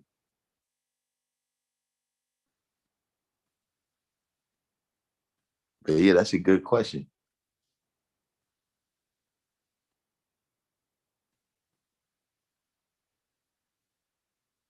And look, don't let nobody don't if I'm not around, and one of y'all happen to have something to do with the casting, I want nobody light skin playing me neither.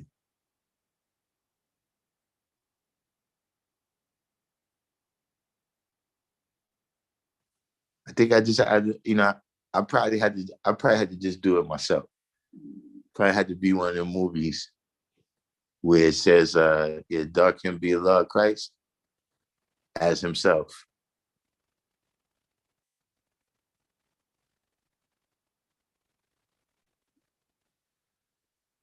They got that new stuff now. They got this new stuff now. What was that movie they had with Robert De Niro that came out not too long ago about Jimmy Hoffa, where they could use the computer.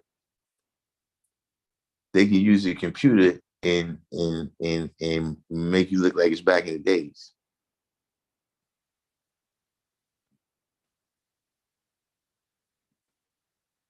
See, I don't change that much. I haven't changed that much over the time, but I think I can still do it.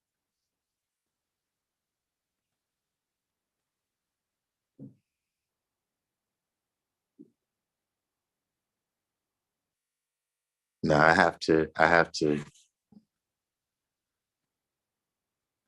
If they try to put me in there, the wrong people, I had to sue them.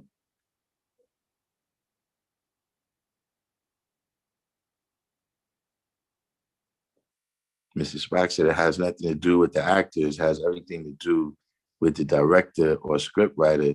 Spike would have to be a top three candidate. Yeah, Spike Lee know the guys. I used to see Spike. It was the 704 Joe, the Irishman, right? That was the movie. Yeah, Spike. We should see Spike when he used to rest on Fort Greene Place. Like, if anybody been to the Medina rally before, when you come in on DeKalb Avenue, on the DeKalb Avenue side, right when you get to the first steps, that's right there by the hospital. That's Fort Greene Place. And right there on the corner, there's like a little building. I think it used to be a firehouse or something. But Spike Lee used to own that. You know what I'm saying? And whenever we used to come through, I used to see his pops, his sister, all of them. Plus, I went to school right there too. So, yeah, I see Spike say peace to the gods. You know what I'm saying? And he had probably the second best depiction of a 5% in his movie. The movie, I think it was Mo Better Blues, where the brother was a 5% that was in security. To me, the best was from Short Eyes.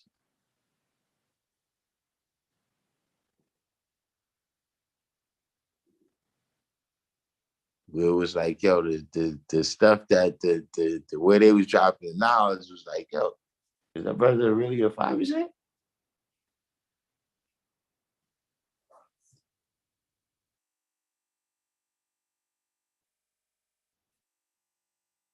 But yeah, I think, if we talking about, if we talking about people that, have the ability that, they might be able to do that script some justice, I would have to I would have to put Spike on the list.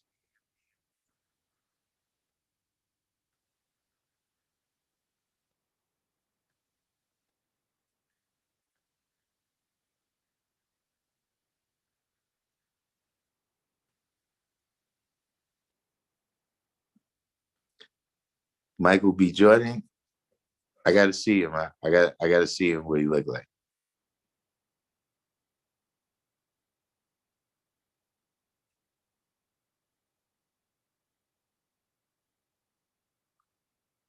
Peace God said it's a movie, actors reenacting past events. I mean, yeah, but if they gonna put me in it, they gotta spell my name right. They got, I don't want, you know, uh, I don't want to be depicted, having any religion in me. It's just it's a fine line. I just know that if they made a movie, you know what I'm saying, and it wasn't one of us who made it, because don't get me wrong, you got like Lord Jamel, you know what I'm saying, you got Khalik, brothers that have made movies.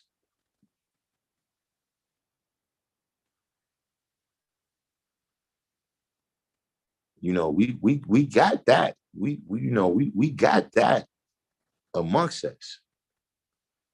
Brothers that have that power, that can control and manipulate on that level of the film. You know, then we probably wouldn't have much problem. But I could think of a million things, even in terms of who's included in the movie. Like I said, if you get to a certain point, I got to be in it, son.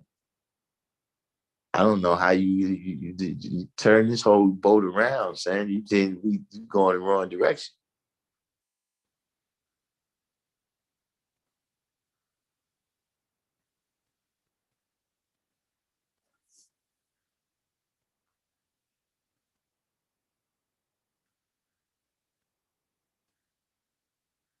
Raheem,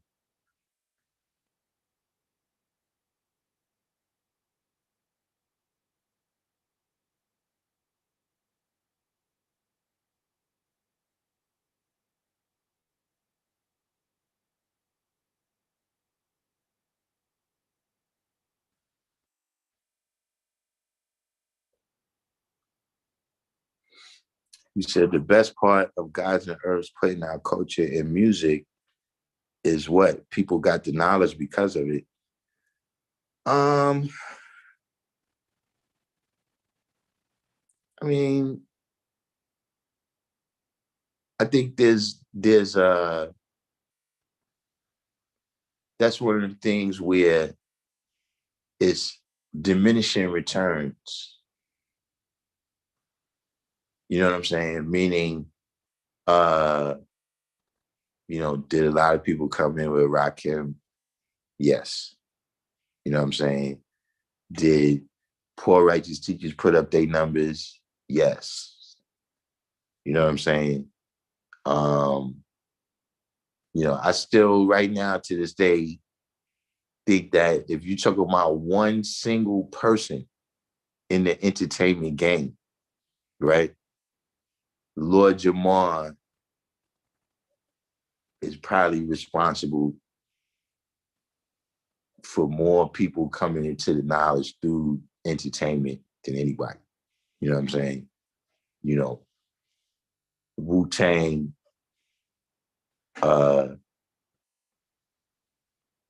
they played their part. You know what I'm saying? At some point though, it becomes commercial. You know what I'm saying? And that point was kind of during the era of Wu-Tang. You know what I'm saying? Things spread through entertainment, but what I seen, and not just with us, but what I seen with a lot of things, that when it spreads through entertainment, that you start to get some dilution and some distortion.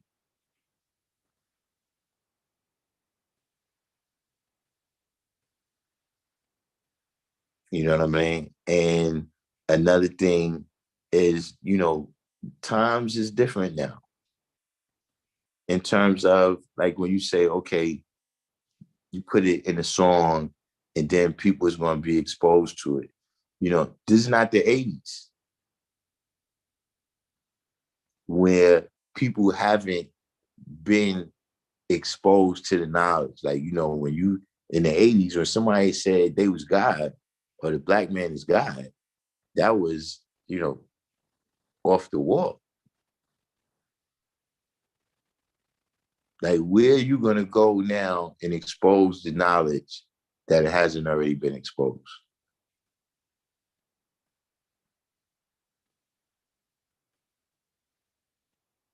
There's a there's is something where I agree with you. You know what I'm saying? The knowledge gets, it gets an exposure to masses, right? That, I wouldn't be able to do by myself, not right now. But there's a flip side to that coin too. You know what I'm saying? Where, at least for me, you know what I'm saying? Who it's like, yeah, a lot of people say they 5%. But when it's time to show and prove, a lot of people is not really, they not really 5%. Like, you've learned about the 5%. You might have been around the 5%. But, if we form a cipher right now, you the weak link.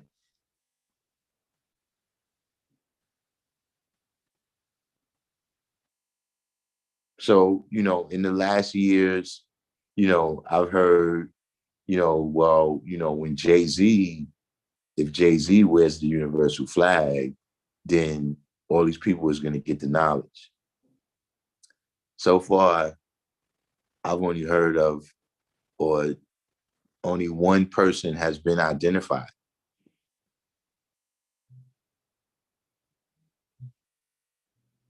That, they was like, well, yeah, this brother right there, he seen Jay-Z with the flag and became curious about it. And that's how he came into the knowledge.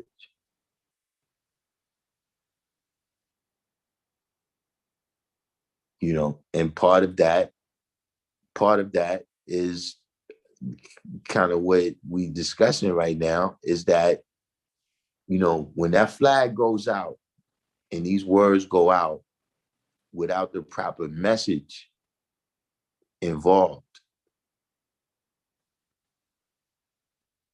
then things can become severely distorted. Like, look at gang life.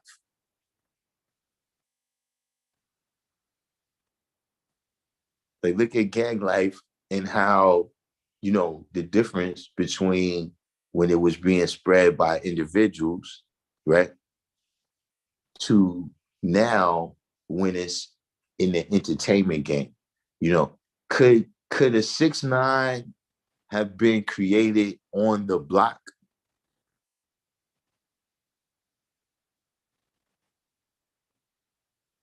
Like right now, you on whatever your block is, from Old Block to Crenshaw to Pickens Avenue to Webster Avenue. It's so wherever you at, wherever the live cats be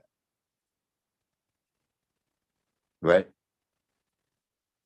Could they have produced a 6ix9ine? Now we know the entertainment game produced him, because what that cipher is about has become distorted through entertainment and through the wrong messages going out about it. So, while I agree with you that that could be the best part, that it gets exposed to a lot of people and a lot of people become interested in the knowledge of themselves, I don't want to pretend that that's going to be, or that's the only possible outcome.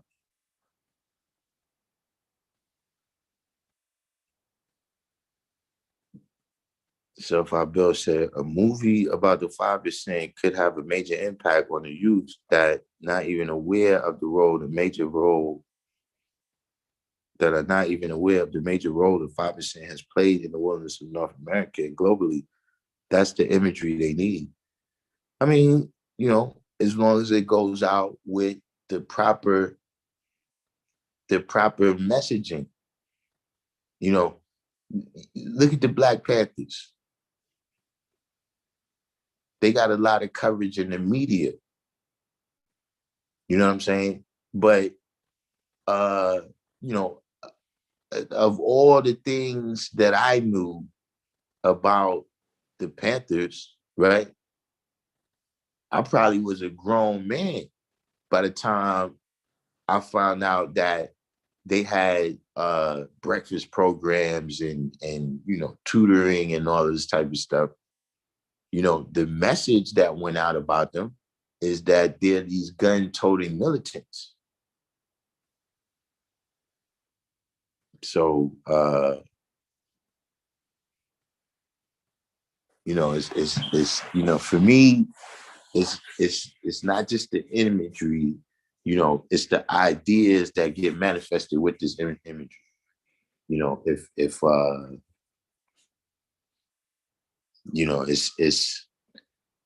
I mean, the issues that I have teaching a person face to face, who I know them and they know me, but I still got to get the messaging across in a particular way, right? So that they can see what I'm saying.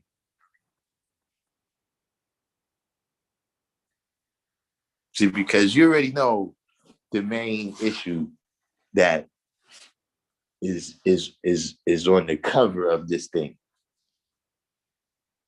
The elephant in the room is the C word. Everybody knows what the C word is, right? And this is a Hotep channel. So some of y'all, the first thing which I thought when I said the C word, no, not that. You see, the elephant in the room is the C word. Does everybody in here know what the C word is?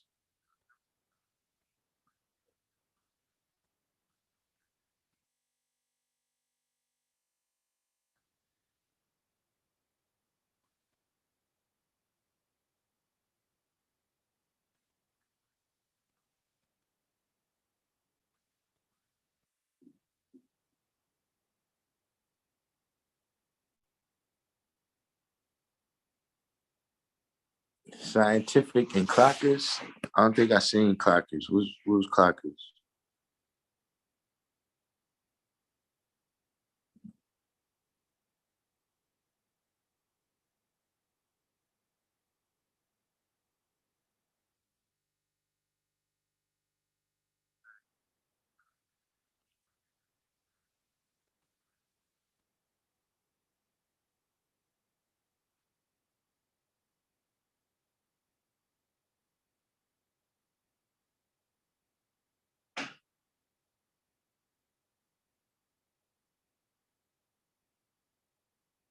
You said the series of She Gotta Have It has a character who came home with knowledge of self and said he had a righteous name. Oh, they had a TV series of it too. Yeah, I know I don't watch TV. About when y'all get into the pop culture stuff, I'm lost. Fly afraid from the Providence plantations.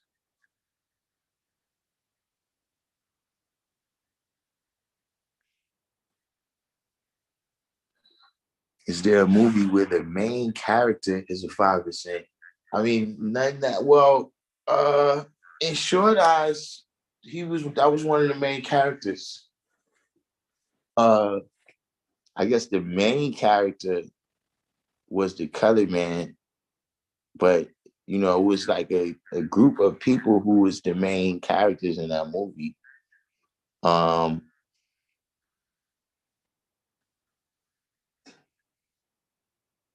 I think wasn't his name El Rahim too?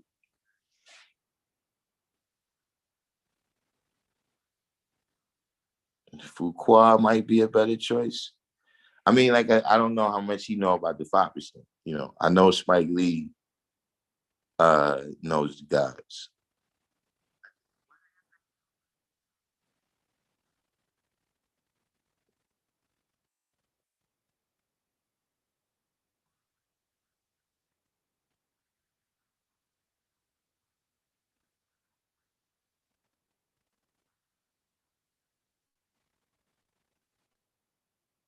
VC Ron said they'd have to have guys in Earth as consultants. Yeah, that would probably be a very good idea.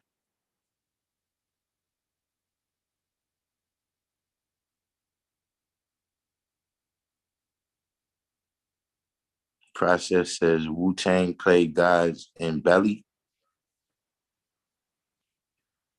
Belly was a movie I saw it, but it was one of the things where I was doing. I wasn't really all into it like that. But that's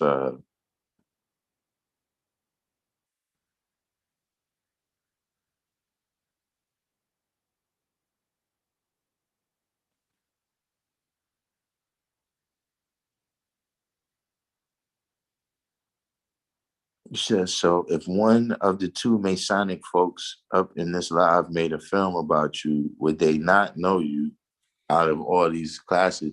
Yeah, but see that it's the C words, man. That's how I'm trying. I don't know if y'all, nobody else has mentioned it.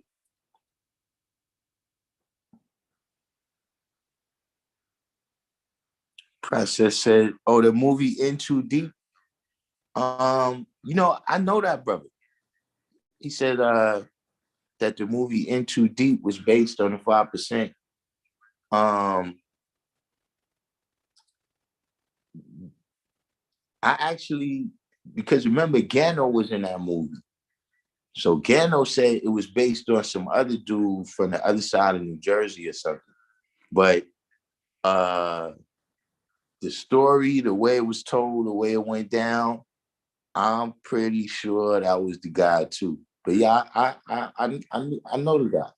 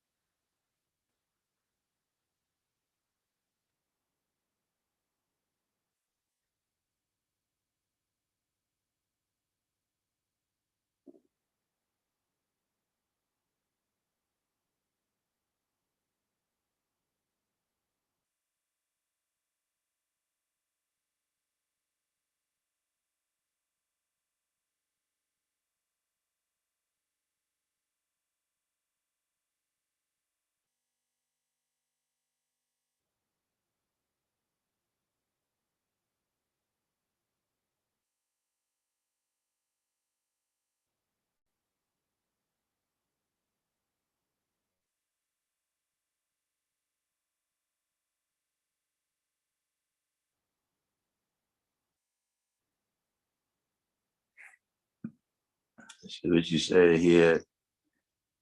So you want to see a film where the main protagonist is 5%, showing them going through hell to get right, because you know Spike loved to show the drama and triumph in his stories. Yeah, I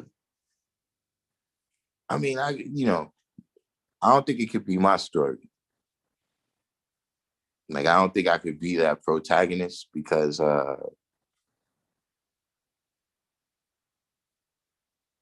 just the way they tell stories right now, I don't think I fit.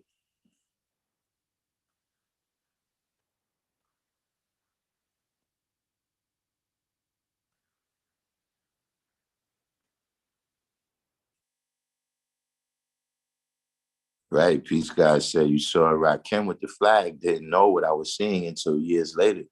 So that's what I'm saying. That you can have all these things out there, but if people don't really know what it is, you know what I'm saying? Then things could easily become misconstrued, man.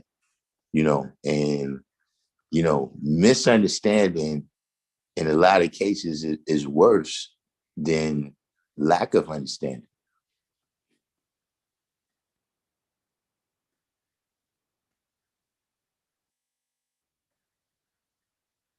Could someone who's not a large 5% still be considered of the 5% if their actions show and prove to be righteous and carry out their duty? Well, you got righteous Christians, you know what I'm saying? But they believe in the teachings of the 10%. And they teach that God is a spook, that a righteous but unseen being that exists everywhere. So, in terms of if you're saying out of these group of Christians right here, right? This one right here, about he's sincere about who he say he is and what he say he deal with. So he's the 5% of them, but no, he can't be one of us. If he believes in the teachings of the 10%, and he teaches that God is a righteous but unseen being that exists everywhere.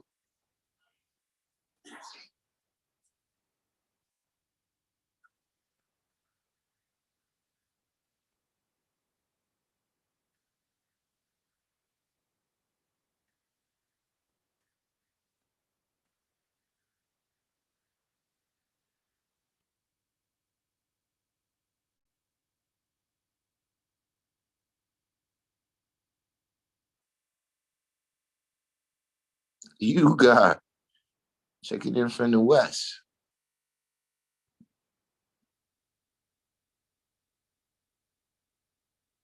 No, civilized is not the word. Cops is not the C word. Consciousness is not the C word. Capping is not the C word. Capes is not the C word. Corks is not the C word. Cash. See, I told y'all this is a hotel channel. Complexity is not the word.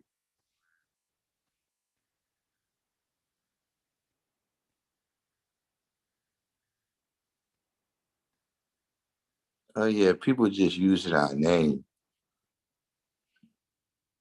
Yeah, that's what I'm saying. You got a lot of people, they put a character in the movie with our name. You know what I'm saying? But he's not really living out any of this culture. How's Allah doing in Allah Supreme? Um Allah Supreme, I seen last weekend. Allah, he ain't coming today because it was raining. But yeah, they peace.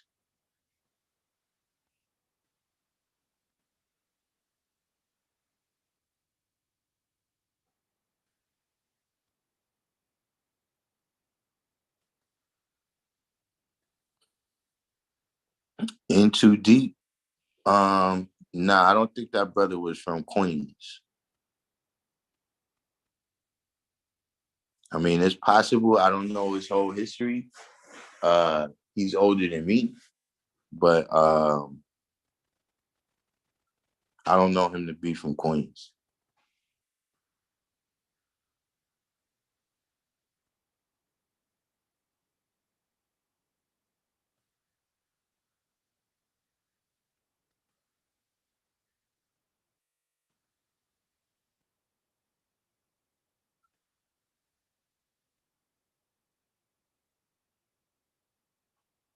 Black Observation says Spike style is not gritty enough to do the movie.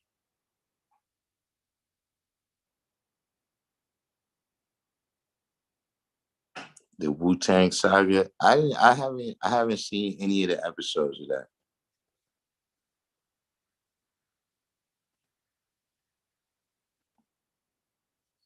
You said, I mean, a non-religious person who just, well, this is CT talking about a person who could be considered a 5%. It says, I mean, a non-religious person who just doesn't manipulate people or use trick knowledge.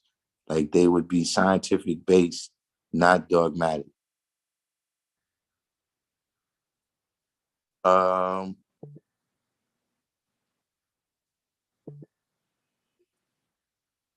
I mean, uh, does this person exist? You said a non-religious person who just doesn't manipulate people or use trick knowledge, like they would be scientific based, not dogmatic. You know, a lot of those people tend to subscribe to the religion of science, where you can get caught up in the religion of science, where you feel like there's infallible people and infallible ideas. You know what I'm saying? Where you don't take it to account that, listen, science has been wrong before to be wrong again. You know, and that knowledge is infinite. So, you know, with the scientific, you know, the general scientific was generally accepted in the scientific world today, right? May be proven wrong tomorrow. And so, for instance, you know, you could tell me all about the testing that y'all did with the vaccines. I'm not a member of the religion of science. You know, I'm not against it, but I'm just saying that, look, let me see how this works out. You know, I'm going through the scientific process, right, of observing. So you can become you know, kind of prejudiced towards what the understanding is, you know, the same way that uh you know, a person feels like the Pope or the Bible or any one of these books is absolutely perfect. You know what I'm saying? You know, many of these you know, scientific theories have been revised multiple times because once more knowledge was gained, it no longer fit in. You know, this theory no longer fit in with what was known to be true at a later date. So that's what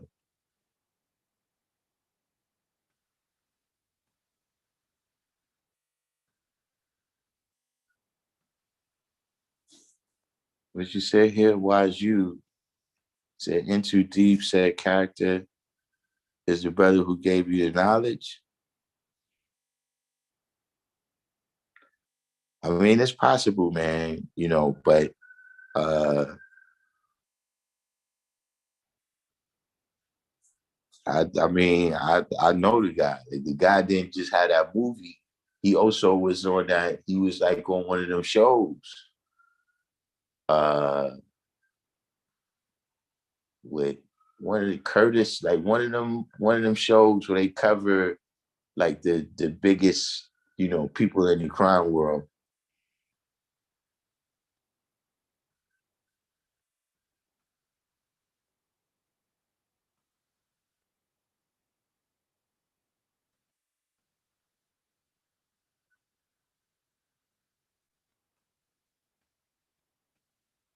Yeah, well, I don't think I want.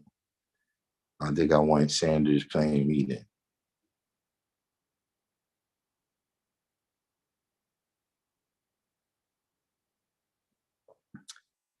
I mean, for me, I'm not that type of person. Like, I don't need a movie.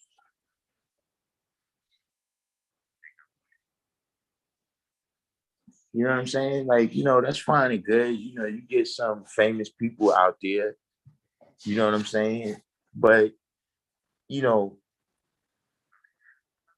the Lord Jamar era is not the good old days for me. You know what I'm saying? I mean, not in terms of the 5%, where it's like, yo, when Brand Nubian was out, man, the 5% was popping. Like, nah, son, we had it rocking with or without them. So for me, it's not really a thing. Like, I don't need anybody to see our image on there. You know, I think we're doing just fine right now.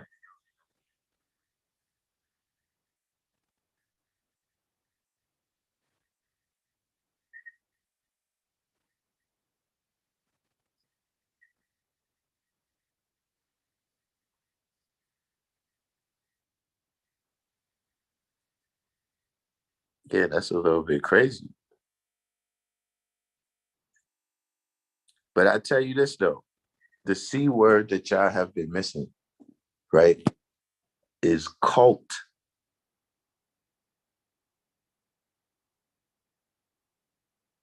That's the C word that y'all been missing, where, I personally,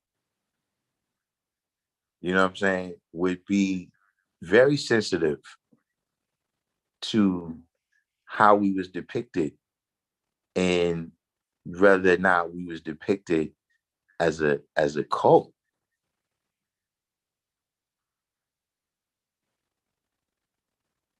Now maybe I'm being paranoid and maybe that's why no one else thought of that word.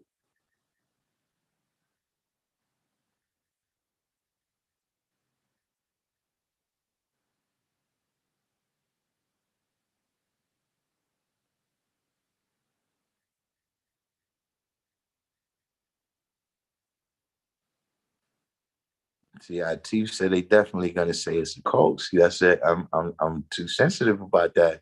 You know, I don't know. I I'm not gonna like that very much, man.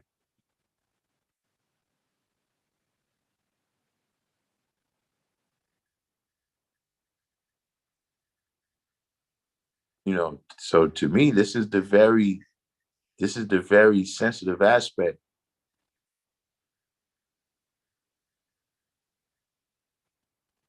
Mrs. Spock said, yes, people on the outside look at this as a cult. This is true. So, for me personally, look, just let us be, man. Like, that's good. I understand the cinema and all that. It could just be me that I'm not all that into movies.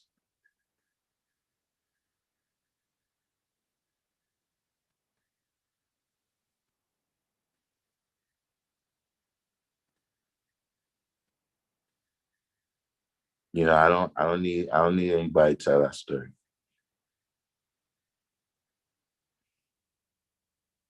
I saw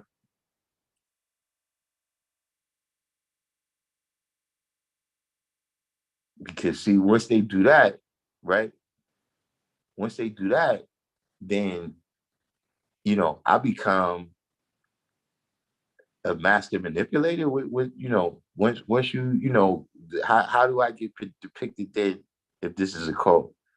Either I'm somebody that's totally brainwashed into the cult to where they can send me to do the dirty work. They can send me out to go recruit, et cetera, et cetera. Or I'm one of the master manipulators that's indoctrinating people into this cult. So that's why I just say that, listen, if it's not gonna be a 5% that's making it, you know what I'm saying? That is very dangerous.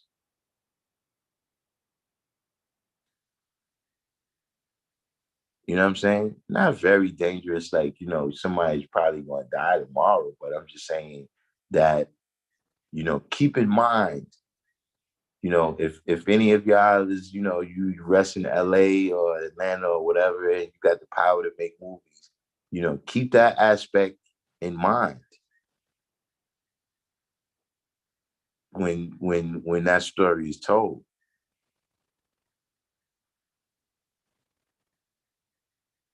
Black Observation said people who call us a cult fear what they don't understand. You know,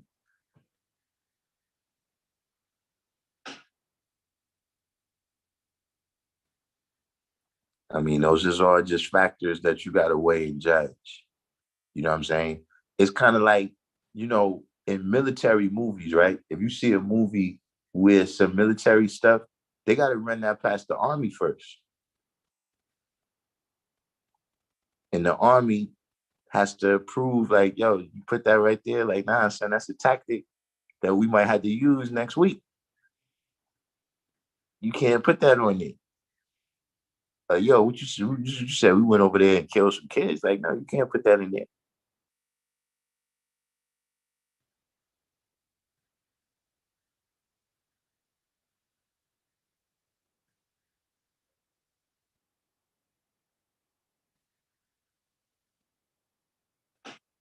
Mrs. Spock said, I pride myself on being able to explain this culture in a way that people, even if they don't agree, will look at it as a cult.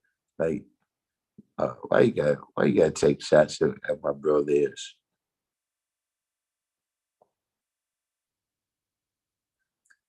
I mean, yeah, that's the key though. You know what I'm saying? In presenting this is to present this in a civilized and righteous manner. You know what I'm saying? Dealing with the science of everything in life, coming from the perspective of having knowledge of self. And so, people could get a clear cut understanding. That's why, I don't talk about, you know, in the original man, in all his infinite wisdom, chose to manifest a star into the unit. I don't be talking like that.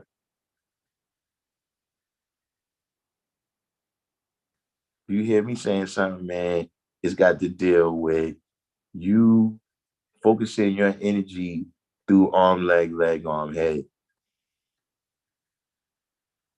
to accomplish what you need to accomplish, right? Or to, you know, relegate yourself to death, hell, and destruction because of the things that you're doing or is not doing.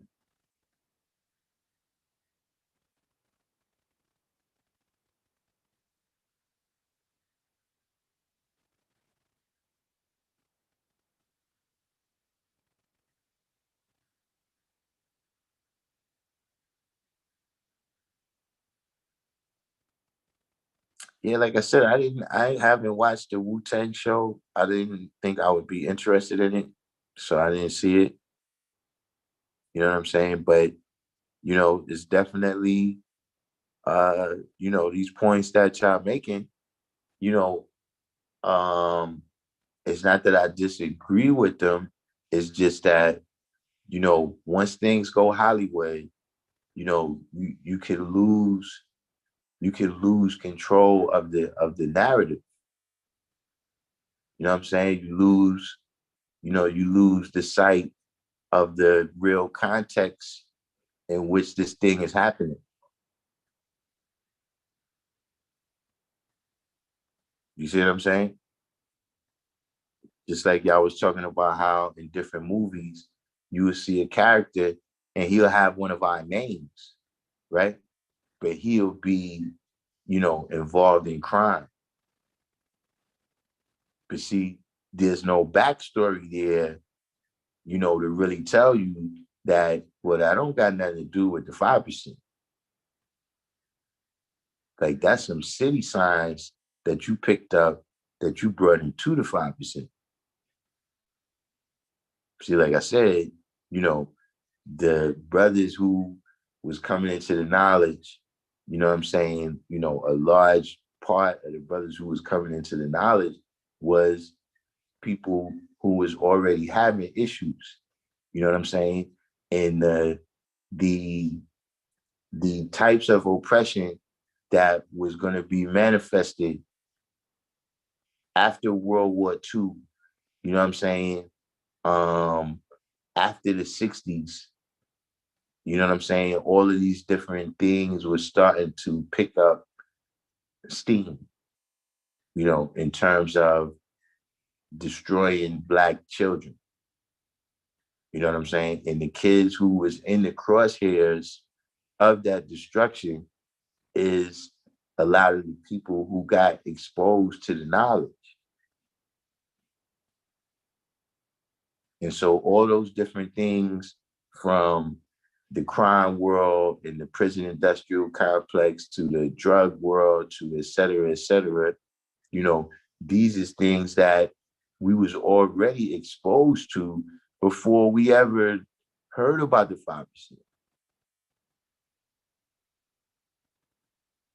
In the same way you had a certain haircut, you had certain clothes or whatever, and you brought those things into the knowledge with you.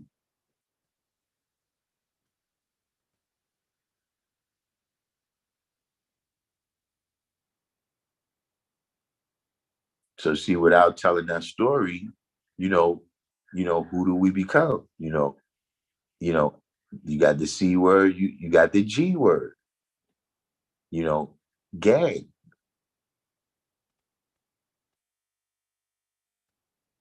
So, whoever comes up with the script, whoever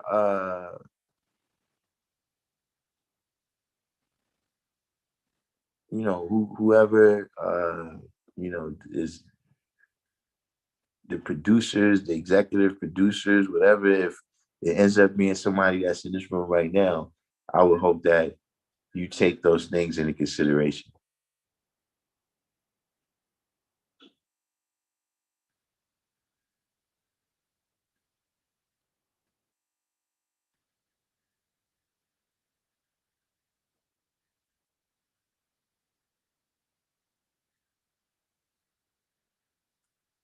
Yeah, see, listen, man. Like I said, I didn't want to see the saga jump off. I didn't look at it Jiggy 1017. But there's lots of people, like the stuff that I've heard, I already pretty much was like, nah, this ain't for me. But to take it back to the top though, you know what I'm saying? Once again, we want to say happy born day to Allah. You know what I'm saying? And you know, coinciding with what we've been talking about, right? About if this history gets told in that form, right? In terms of Hollywood movies, but every day we telling this history. Like every day, the things we doing, right? Because of the way this knowledge was manifested, because he manifested it and we internalized it, right? We still writing his history right now.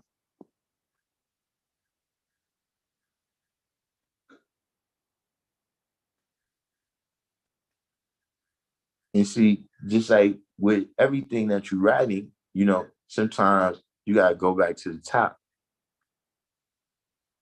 so that you can see the flow of how this story is going.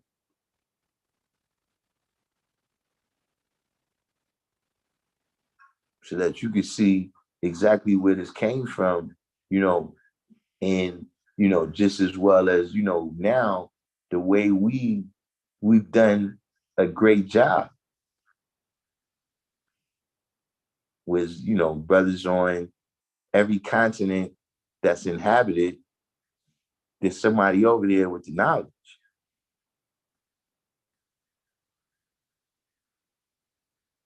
And so in order to, one of the things that demonstrate our oneness, right, is when we're able to come back and see the original common cause, right, that Allah manifested.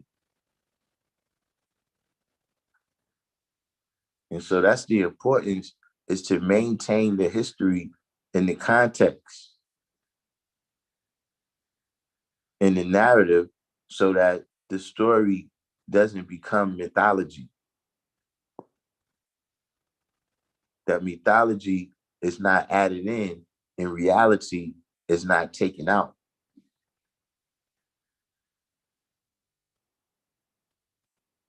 And one of the ways that was prescribed to us by Allah in order to do that was to come together so that we could see him.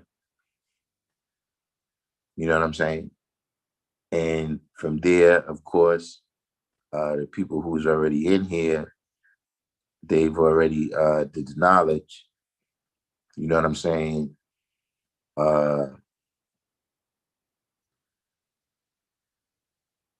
You know, we were speaking about how wisdom can bring about a righteous culture or a bad culture. Because, you know, when you're dealing with wisdom, you're dealing with the execution of the idea. Meaning you put in the idea into motion. It could be a good idea, but how you execute it could make a big difference. You see what I'm saying? So, you know, a simple example that I gave, right, was that we could both have knowledge on the topic. But now the way I express knowledge, right, I might just listen. See, I'm wise enough to observe, right? So I could weigh and judge what you're saying and see the truth of it for myself.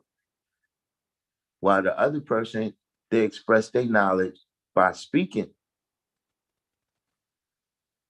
And see, now together we can build, we can come up with a clear mental picture that we both can see, and then we can live that out. As opposed to if we both manifest ourselves, right? We both express our knowledge through speaking. You got two people speaking, nobody's observing. Now, this is a bad culture. See, this is not building. See, in both ways, you could disagree. It could be a disagreement. But if I'm doing the knowledge and you doing the wisdom, and then you doing the wisdom, I'm doing the knowledge. Now we showing and proving that we both what? Wise people. See, I do the knowledge. I take the time to weigh and judge what it is that you're saying. As opposed to if we both try to talk at the same time, this is going to result in an argument, being argumentative. See, wisdom can be a bad culture when you're dealing with monkey see, monkey do. You know, I gave another example of, you know, when your parents used to say, if your friends jump off the bridge, are you going to jump off the bridge with them? So you're just dealing with wisdom. You're not doing the knowledge. See, if you're just going around and somebody said that, and then you over there repeating. See, now you just gossiping it because you didn't apply yourself by weighing and judging what was said and showing and proving it for yourself.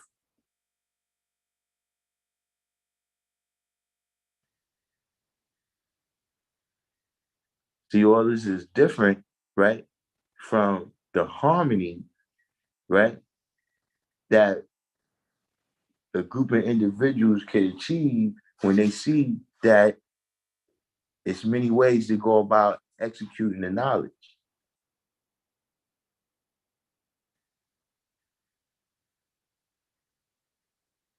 And see, The exact and proper application is what is true wisdom.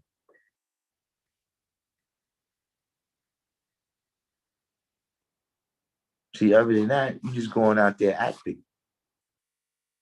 Not acting as if what you're doing is fake, but I'm saying you're activating, right, off of what this person said or what this person did without weighing and judging it.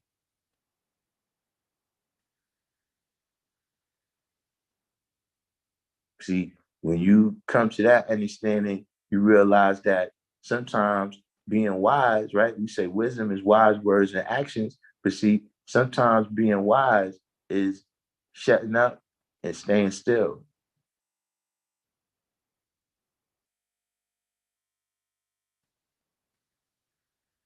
See, sometimes you can try to do something like, look, your clothes is in the washing machine.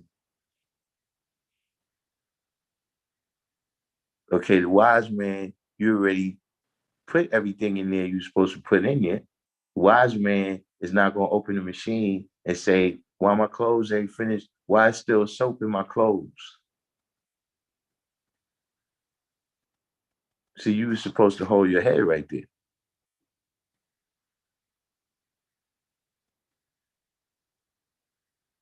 See, that's uh uh uh that's that's like one of the keys to understanding how to use supreme mathematics. Is that wisdom don't mean that you constantly running your mouth. You see, if you don't spend no time with your mouth closed, observing, you ain't gonna have nothing to say nobody. I mean, you can keep talking it, but it ain't gonna be valuable to nobody.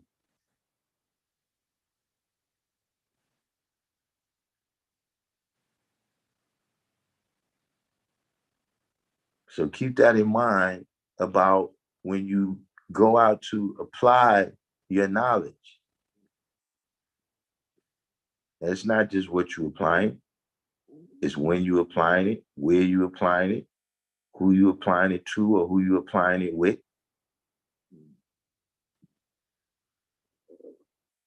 how you applying it, all these different things. Just like you got the saying where people say, everything in moderation. You know, too much of a good thing can still be bad.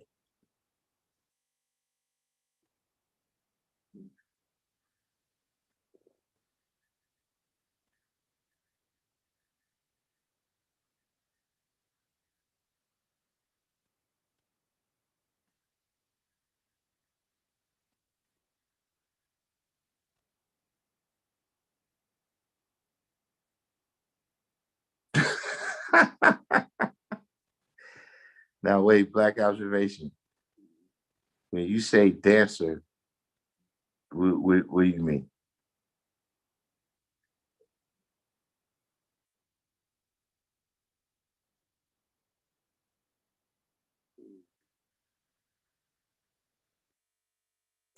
You know, listen, I got some things, a couple things, uh, that's like, nah, you crossed off my list. Like there's a couple things that could be on your jacket where it's like, nah, son, I ain't giving you the knowledge. Like, don't even, first of all, you can't be around me. Like, in order for me to give you the knowledge, like, I don't know how you're going to do it. I guess you're going to look at this channel or something because you're not going to be around me in my midst with that on your jacket. So I don't know how you're going to get the knowledge, you know, from me, But that being said, right, even the devil get a chance to clean himself up, like I was. I know it's one of them things. It's one of them things that you got to uh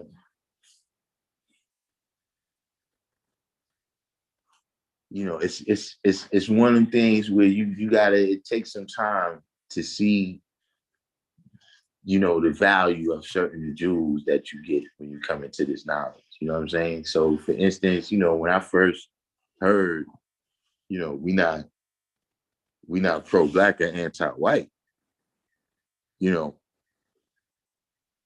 it took me a while to understand what was meant by that. You know what I'm saying? So, it's going to be different people, you know what I'm saying, that, they coming from all different walks of life, all different types of backgrounds, you know what I'm saying? But like I said, there's certain things that a person do where it's like, listen, saying your whole humanity, like you're not even a part of the human family to me no more. That's one thing. But, a person just doing something that, that's not really a style. Like it's some things that's like, all right, listen, man, you know, we got certain elements on our universal flag. The way how you living, how you gonna manifest that?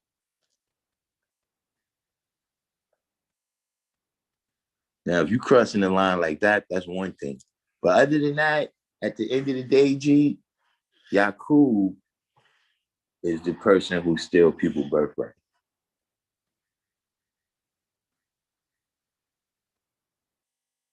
So, you never want to cross that line where you keeping somebody from their birthright. You know what I'm saying? Like I said, even the devil get a chance to clean himself up. You know what I'm saying? If we all was judged by the things that we was doing, you know what I'm saying, as 85% that was not civilized or righteous, wasn't based on, the knowledge of who we truly are and all that, then, very few of us would be here.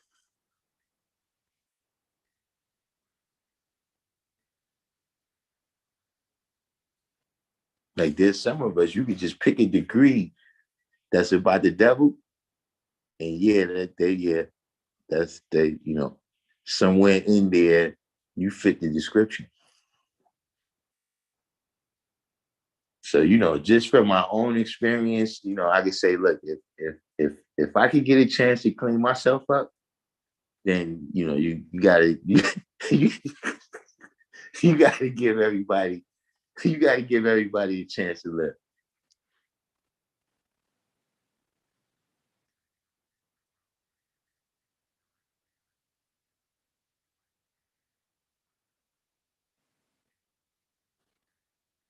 Well, K-Ball, we don't know what kind of dancing.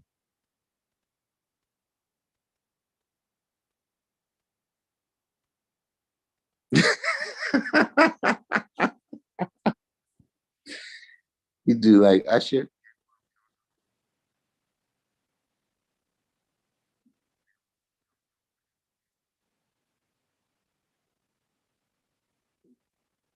Divine Truth said, how many chances does the devil get to clean himself up? Um, well, in the lessons is designated one time, specifically where it says, you know, we gave him this chance to clean himself up, but a sword was put on the upper part of the flag so that he know that, look, if you mess this chance up, off with your head, right? Um, Now I don't know if if 120, but in the 1 to 40, right?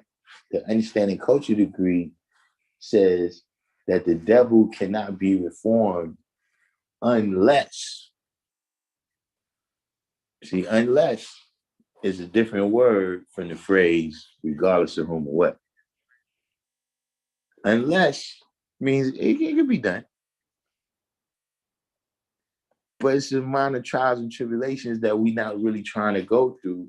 And so we have decided to take him off the planet who only numbers 1 to every 11 original people. So grafting him back into the original man, right? What that would mean for me and you is that you had to get a colored woman, right? And start making babies with her. And then the same way the idea existed, right? To treat in Yakub science, right? The idea existed to treat the brown baby as the holy baby and the black baby as the angel baby, right? You got to do it the other way. You would have seeds with this colored woman, right? And then the black baby would be, or the darker baby would be the holy baby, the lighter baby would be the angel baby. So I said all that to say that, that's something that you got to give of yourself. Like that's you're taking the 600 years to do that. So it's the same thing with the devil.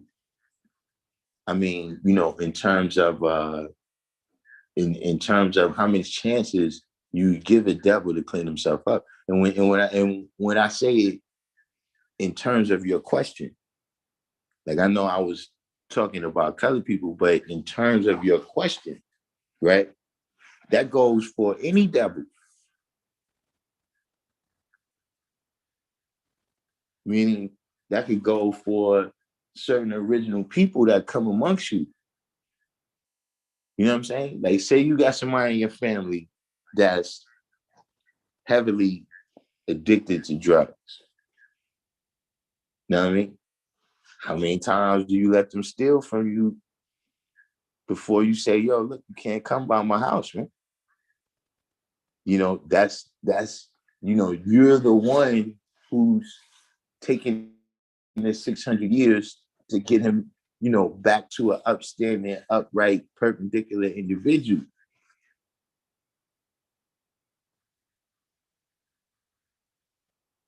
So those is and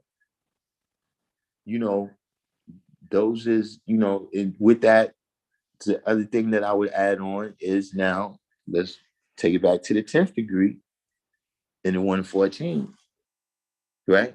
Where, when you arrive at that point where it's clear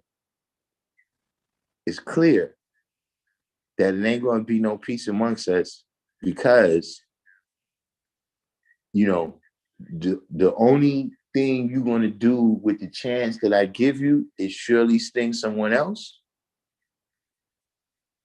Like whenever you reach that point with whoever the individual is,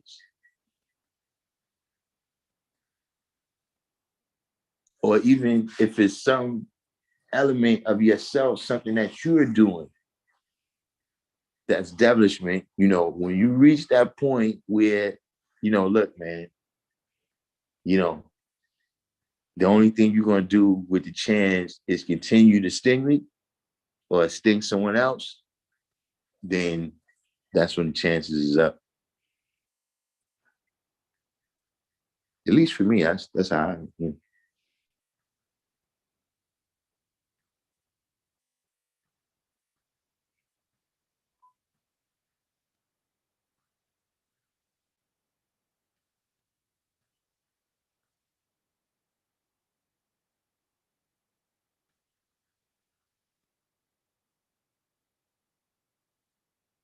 Right, the 10th degree in the 114 says the devil is 100% weak and wicked and will not keep and obey the laws of Islam.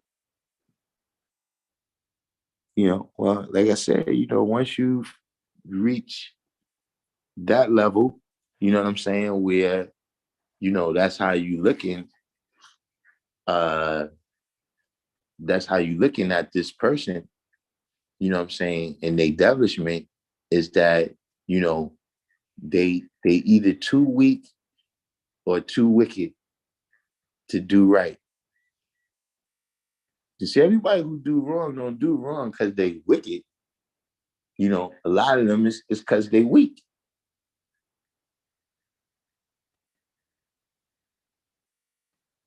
Like there's lots of wrongs that people do every day, and it was just that you was too weak to uphold, whatever it was, whatever the principle was, whatever the square that you were supposed to stand, you was too weak to do that.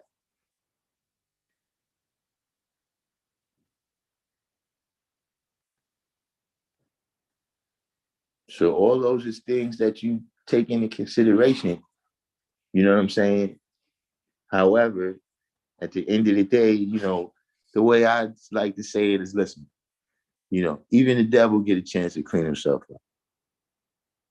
So, the original man, I give you 2 or 3 chances. I give you 2 or 3 chances.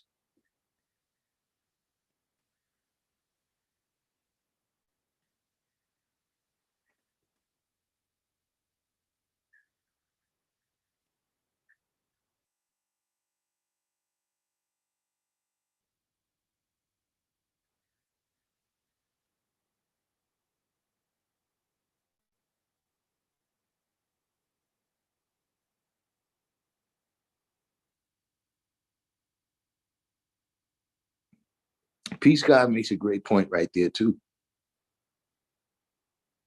Is that even the devil, right?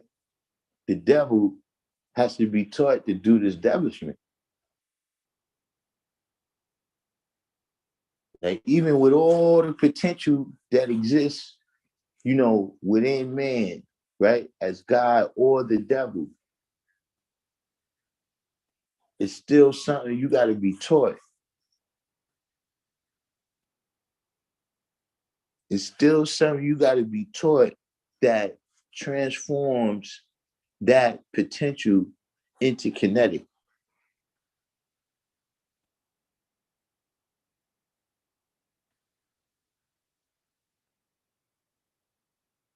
But you got people right now that could be a natural in almost anything. Like you got people out there right now that they a natural at basketball, but they ain't never been on the court.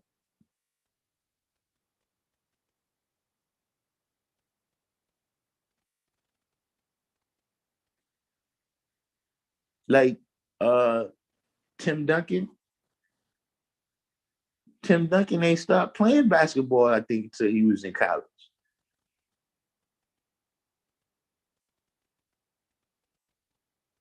He first was playing soccer.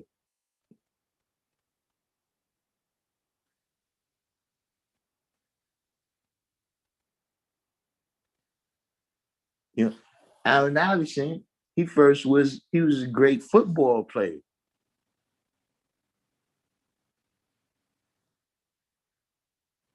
Then I seen they had some type of documentary or something on him where his mom was like, being that he was so small for football, she tried to get him into basketball just because she thought it was safer.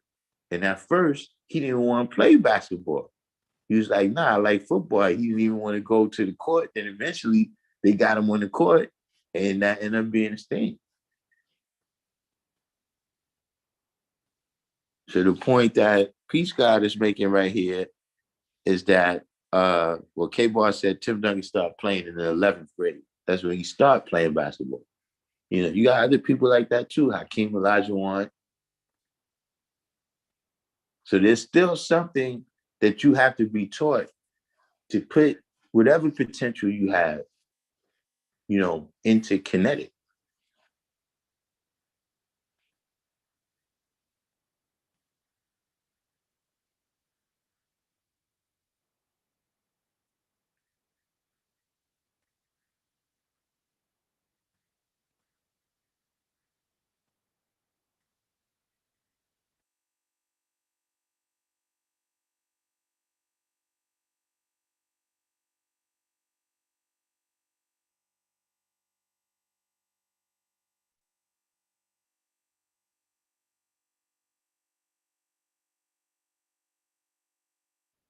Dennis Rodman started playing basketball late too.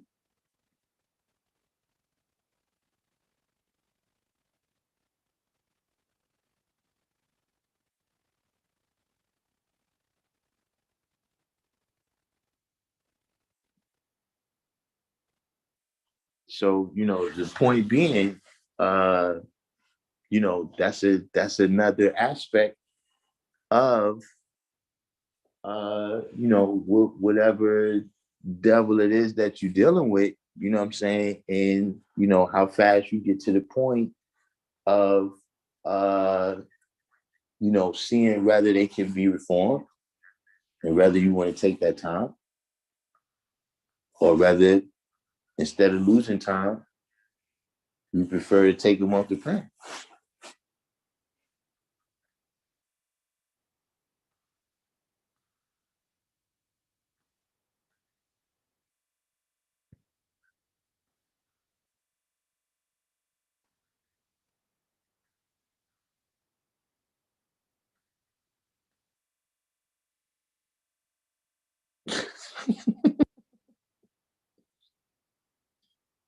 Yeah, listen.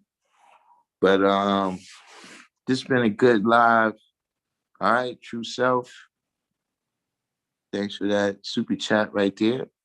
Always greatly appreciated. Um, I'll be sure to put in a good word with Fard and Elijah for you. You know what I'm saying?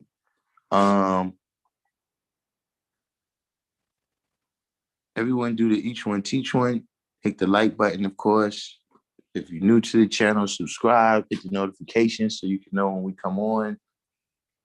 Share this out on your other pages, your Facebook, your Instagram, Facebook groups, your Twitter, text messages, etc., etc.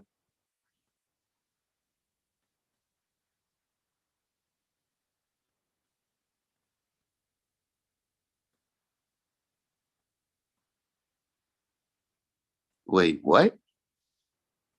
Saladin the other day said the third degree in the 1 of 14 is talking about Fard.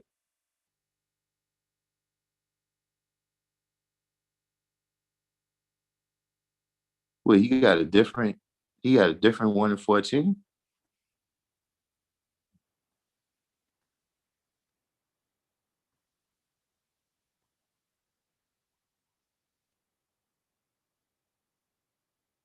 Okay, boy, you said the third degree in the 1 of 14 is talking about Fard?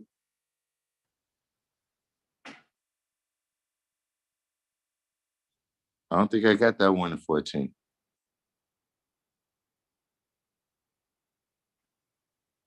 The one I got is talking about Columbus.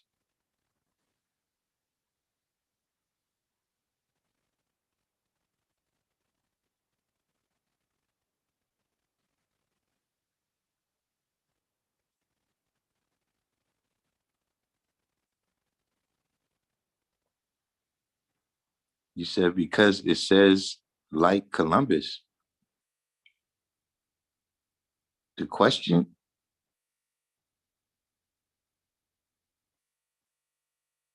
I'm saying what in the question says Fard?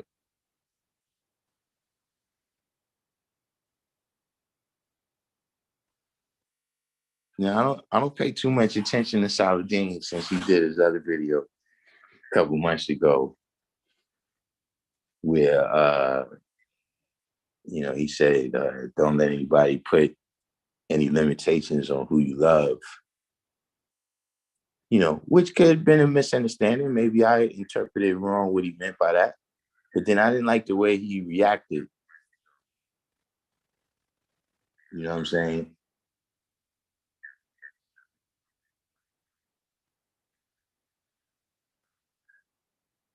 So you can't, you can't be, somebody, you want to be, you out here, you doing things, but then, when it comes time for accountability, then we not a nation like that.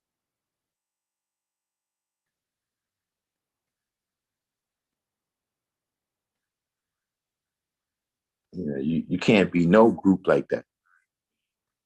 You can't even be a gang like that. You can't be a family. It don't work like that for me. So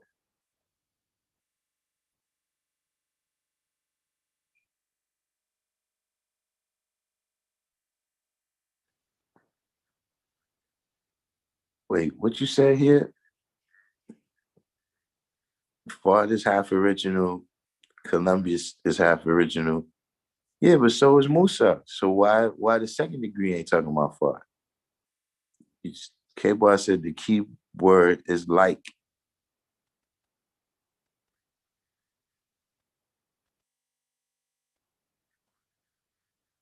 Yeah, I'm not understanding.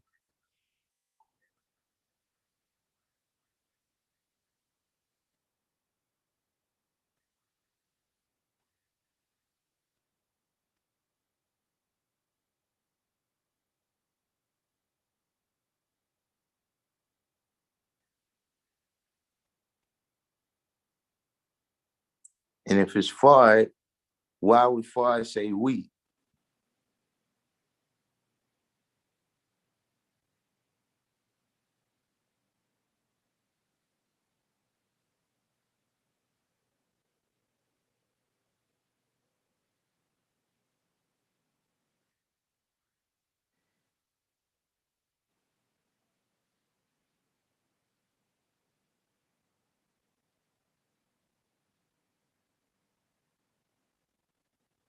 Like, why did he say, why did Jah, why did Jah let a half original man like me discover the all right, be righteous, be righteous just at the cash app. So we gotta be righteous. We gotta make sure be righteous and true self. I'll make sure be righteous and true self. I talked to Fuad and Elijah, make sure y'all in first class.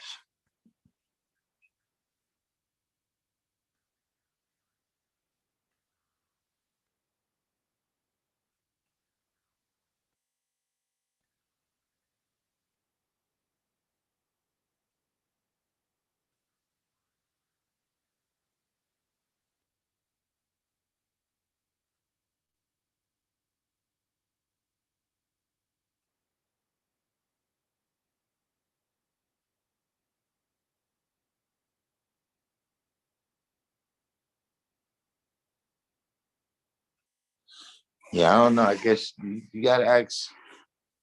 You gotta ask Saladin about that. Yeah, that's what I said. Father's the one asking the question. So he should have said. He should have said, uh, "Why did y'all let a half original man like me discover it?"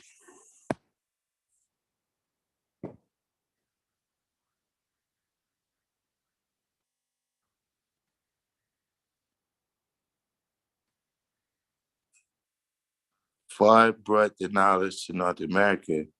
He's the half original that discovered the poor part of the planet Earth.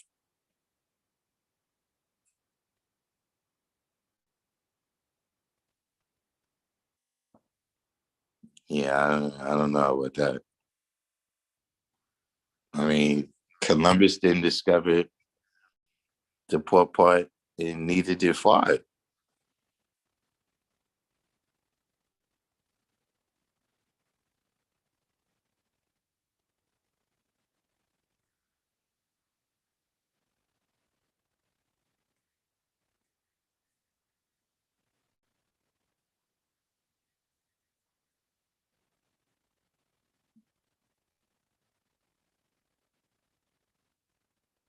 He couldn't discover it because we already was here.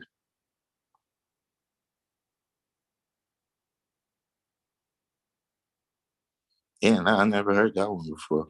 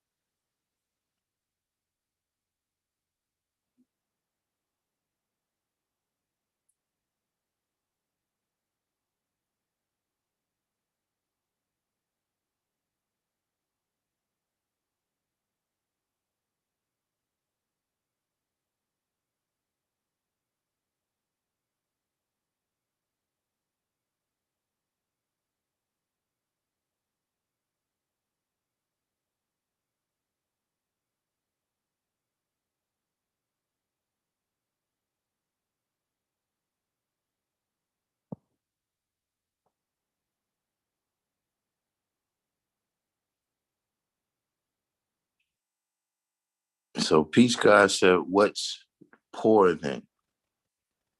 Who is poor? Who lack knowledge of self?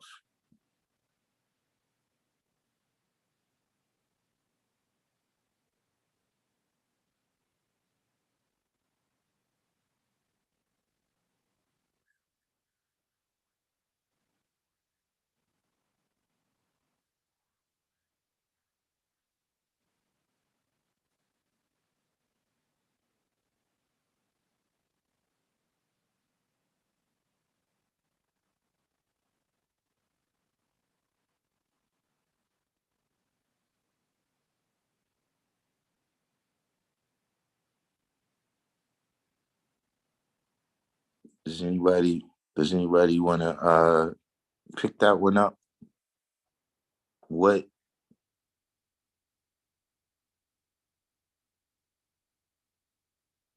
what is poor?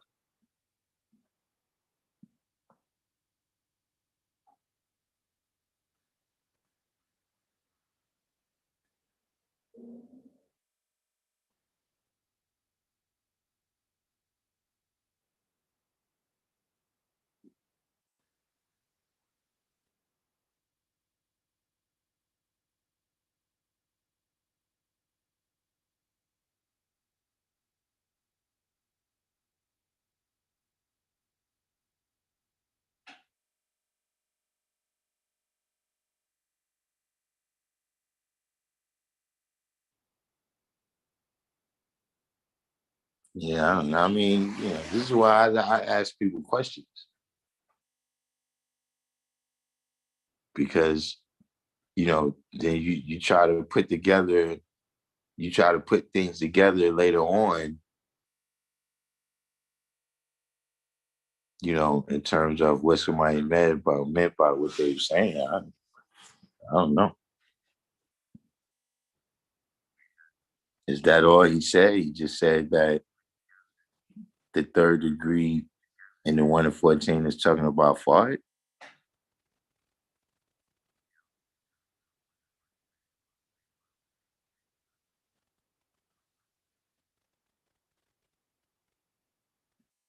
King Me said poor means poor in natural resources. That's why they had to go to Africa and China.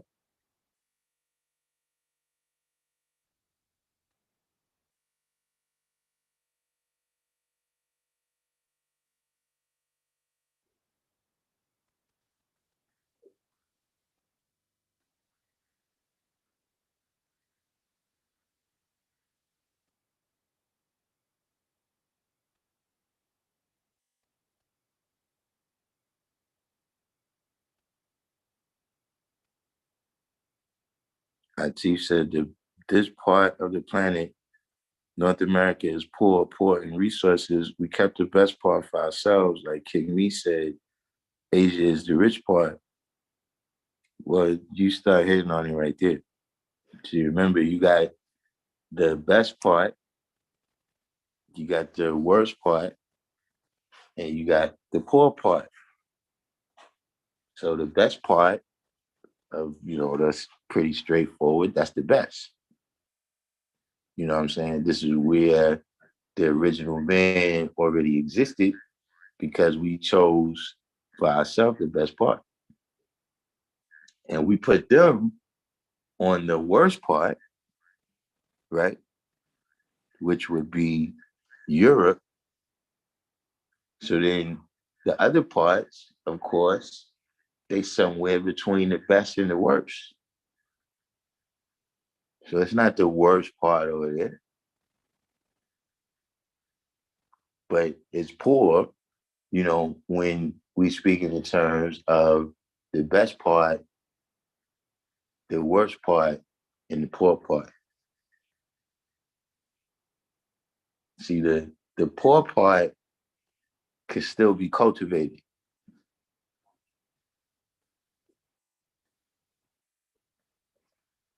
See, like right here, see, we cultivated Harlem, USA. And now this is what we call what? Mecca,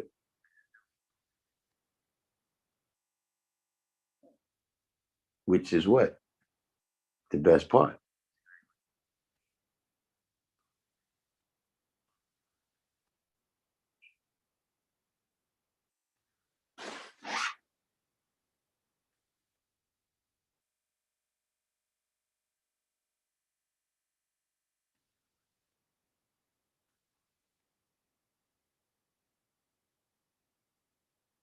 Oh, he did a whole video. He did a whole video on the third degree talking about fart.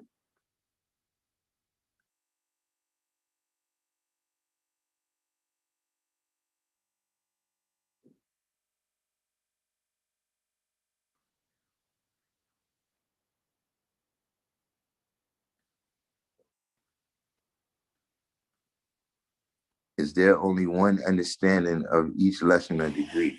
No. There's at least 9 ways to break down everything.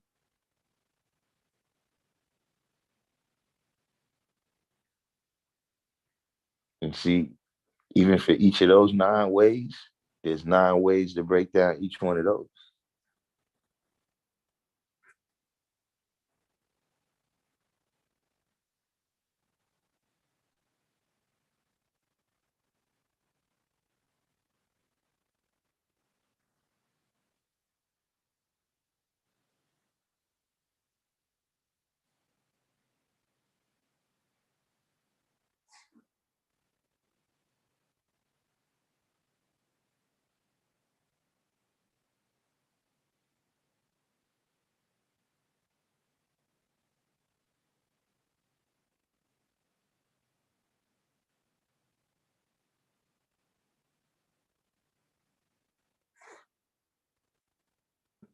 Like this is,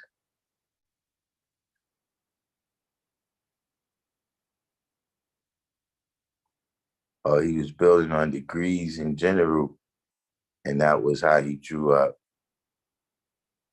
the third degree.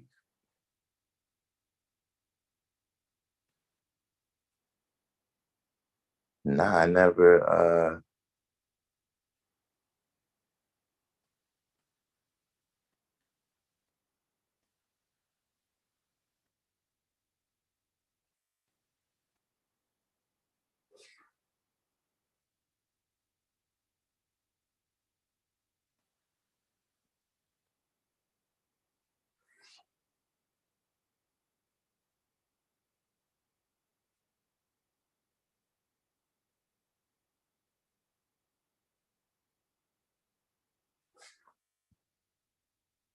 PC Realm said Antarctica is what part? Well, at that time, like even right now, I think the only people that live on Antarctica is scientists that's out there, conducting whatever studies.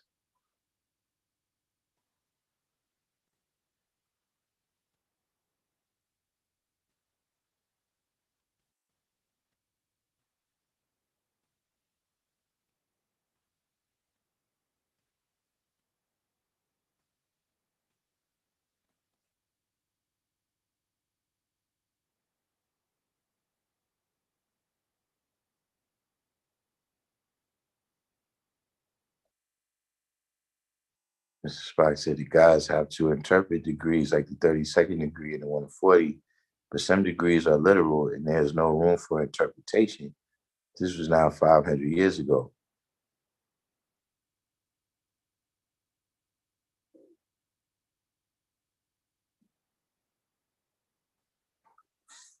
Yeah, Antarctica, but that's VC realm for you. He's always going to have a question like that. But yeah, there was no people there. You got to remember, when you say the best part and the poor part and the worst part, they talk about the conditions there for people to survive and thrive. You know what I'm saying?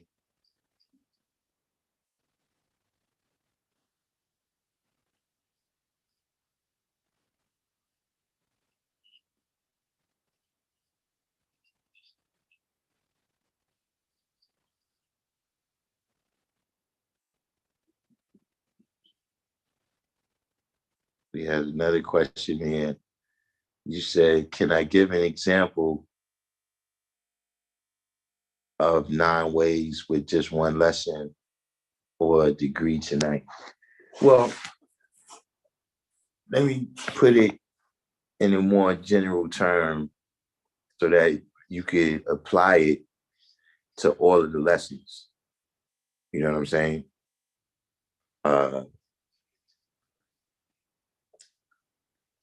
Say like I said, pick any lesson, right? There is a historical level to it. Like there's a certain, you could go into the history and say this person, like we just talking about the 3rd degree. So you could go into the historical science of the Reconquista and Queen Isabella and Prince Ferdinand and the Castiles and the Aragons and the Moors. You could go through that historical level of it. You know what I'm saying? You could go through it on a mathematical level, right? Where you look at all the numbers, you look at the fact that it's the 3rd degree.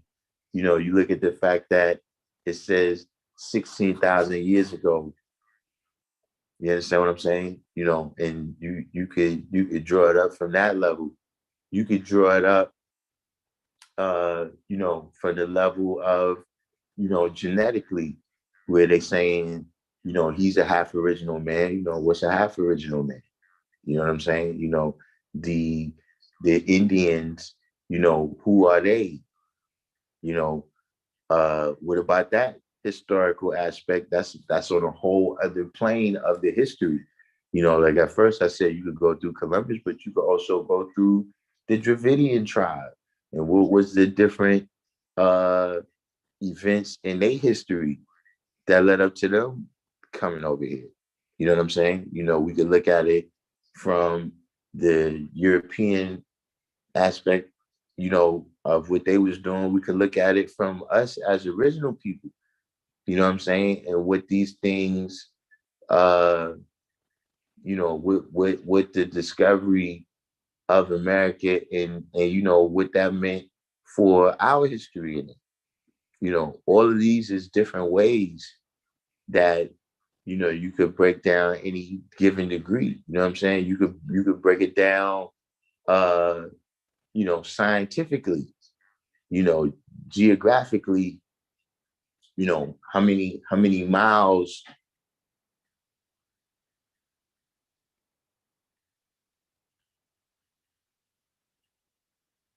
how many miles was that he traveled, you know, et cetera, et cetera. You know what I'm saying? That's how um,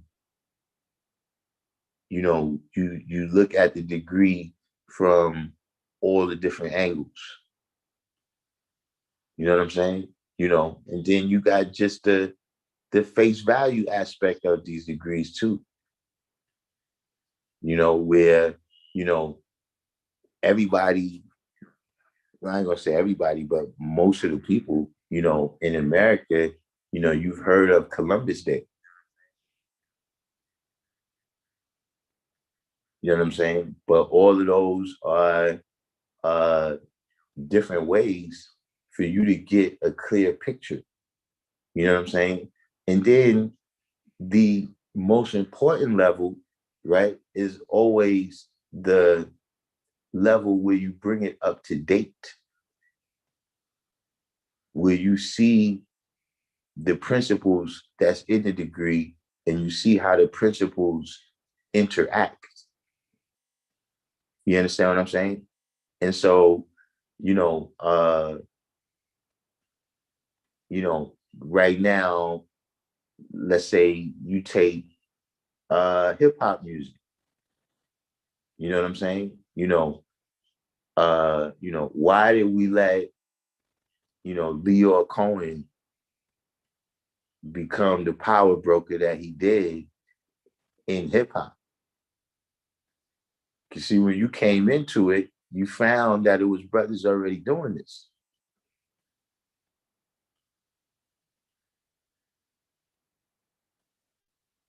So I just use as an example to say that at this point in time right now, right, we got individuals that roll up and all of a sudden now they discover something that us as original people have been doing. The difference is, right, that when they roll up now, they're not rolling up on the poor part, they rolling up on the best part, which is also a part of that degree. Because, another level of going through the understanding of that is, Columbus and his accomplishments for the European led up to the triangle trade.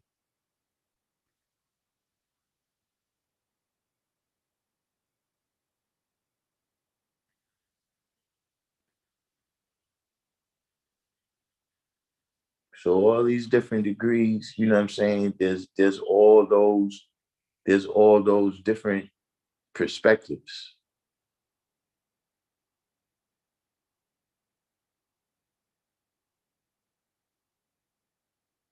You see what I'm saying? It's like when you look at a mountain, right? A mountain is dealing with geography, right?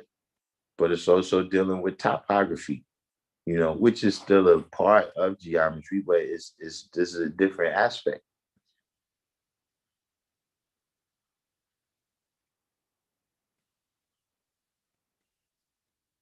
You see what I'm saying?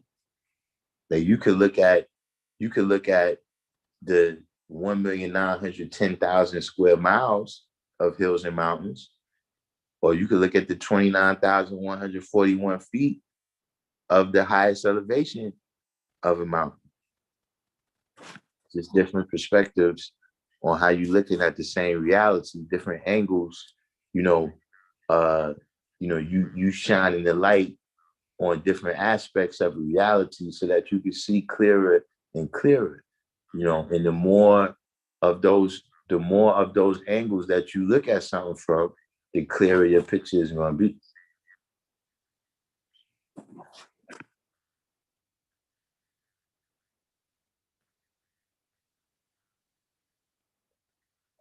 Oh man, that was a gunshot, King Me. King Me said, "Why do we let a half original man like Drake discover the poor part of hip hop?"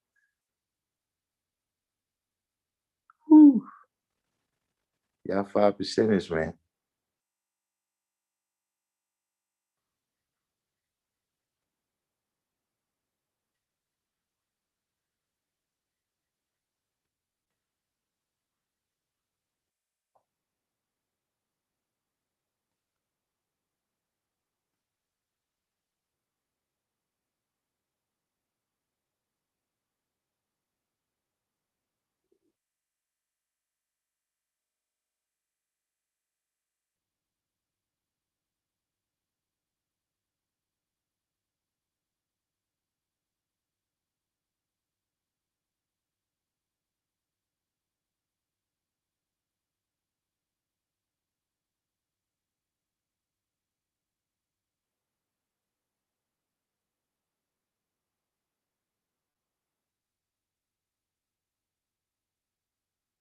Um,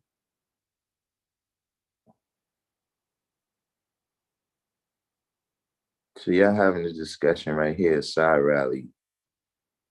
Black Observation say yes, Asia and Africa had the best, but I don't know why they say America was poor.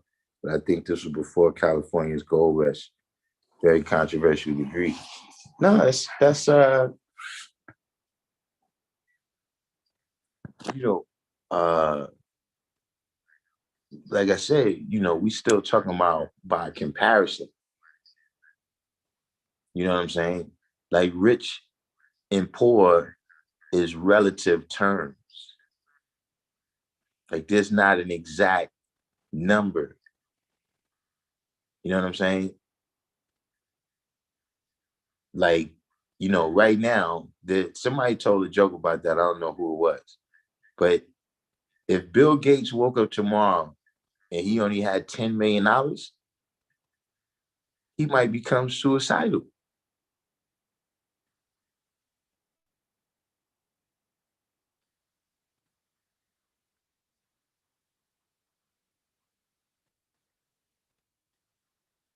Same thing the other way. You got some people, you know, they got that $600. They got that $600 for not reparations. What is it? What they gave out the $600 for? The the stimulus. Some people got that $600 balling out.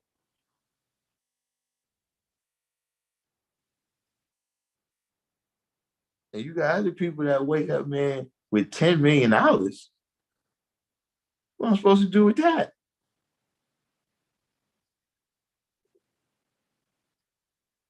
So I'm saying that to say that when you deal with poor and rich, right, those are still relative terms. Like there's not a number where like, okay, if you got that much, then you're rich.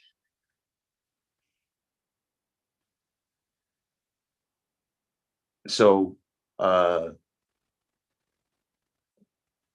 the thing with this, with the gold and the silver that was over here, most of it was taken by uh, the Portuguese and the Spanish. See, that's one of the reasons why the English, the English slavery became so brutal, was because nobody was coming over here like you was talking about cotton and all that, right? Didn't nobody come over here for no cotton. They didn't come over here to be growing no sugar cane. Remember, they came to get the gold, the diamonds, the herbs, the spices that they knew was out there because they kept seeing the Arabs with it.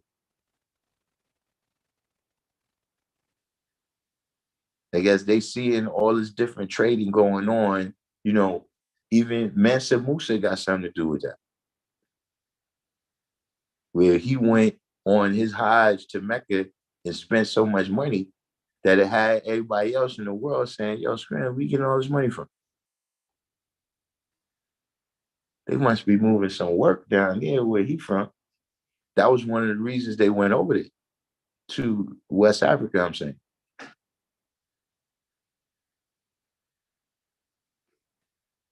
So that's what they was going for. Remember, at the time, you talking about before Magellan went around the world.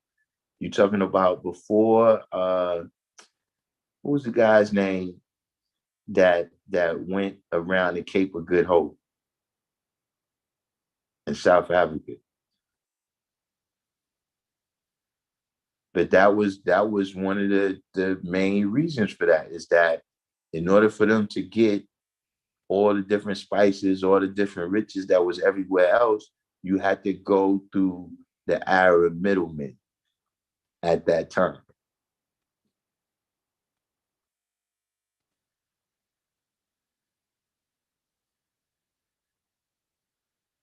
So this is why by the time the British came in the game, remember the British is coming in the game, you know, what, like 150 years, the British, they start getting busy in 1619, right?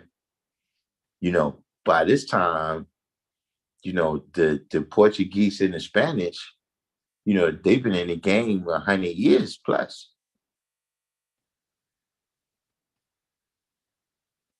And they have much more territory.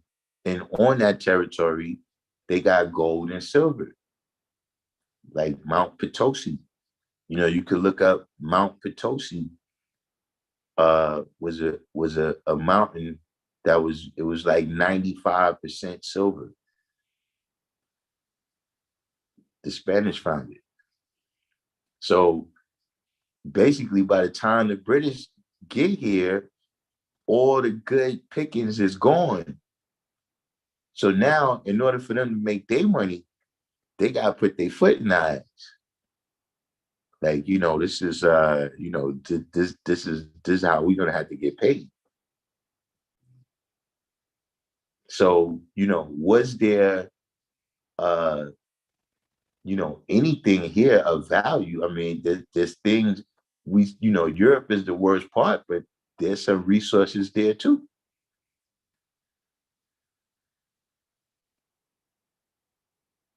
Like, this is one of the reasons why Germany keeps becoming so powerful, is because Germany got a lot of the resources that's, the resources that's useful in the industrial, in the industrial capacity. A lot of it is in Germany.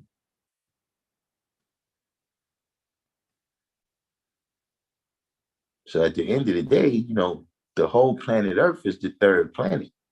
The planet Earth is the best part. So you're going to find stuff everywhere. But in comparison to, you know, uh,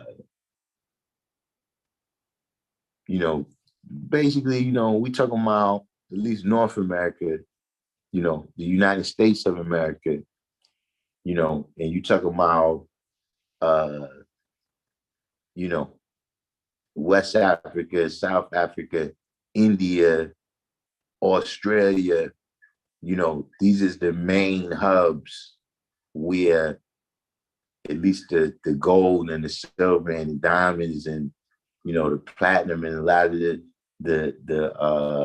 raw materials that go into making cell phones and computers and all that stuff.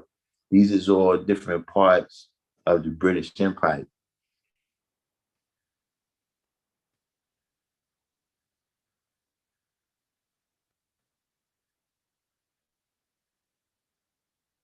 So the major gold, in America, most of the major gold, they got to that in like 150, 200 years.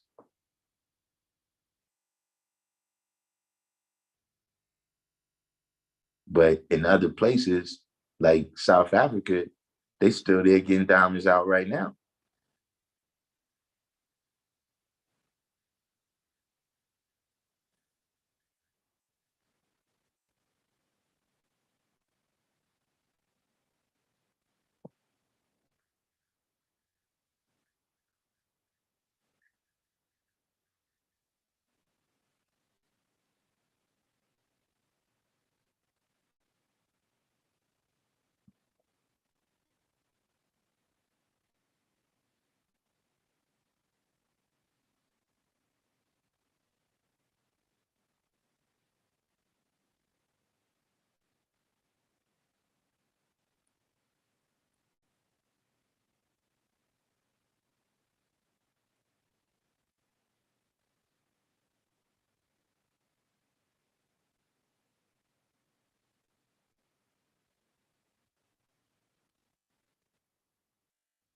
Peace God said, was it irresponsible to not care about the poor parts, seeing and hearing what's been made of from those areas of less attention? Um,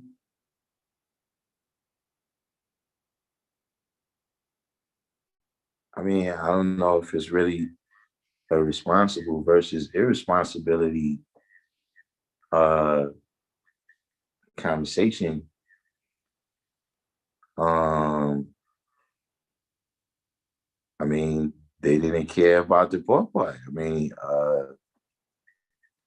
when you say something is useful, what are you using it for? Like, if I want to keep a barrier between me and you, then the desert is very useful for that.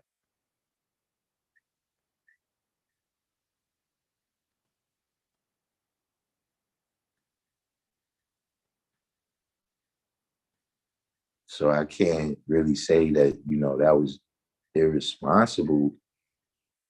You know, that was the way the history played out. You know what I'm saying? Because it wasn't like not caring about the poor part. Uh, like that was the crucial element. The crucial element was the separation that existed amongst the original people on the best part and in the poor part. And this is what really allowed them to conquer those places.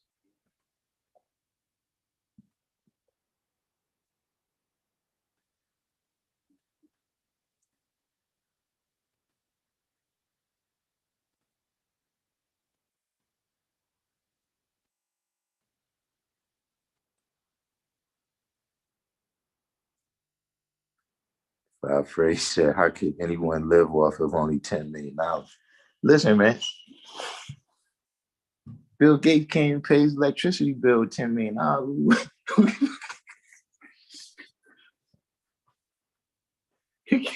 We can't even pay the electricity bill in here with $10 million. What you supposed to do with that?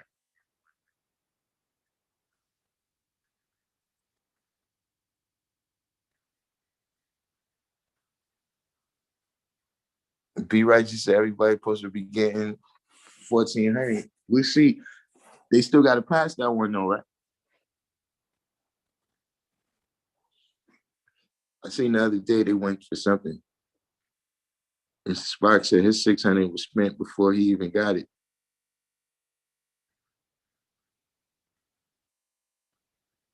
You know, that's what they counting on.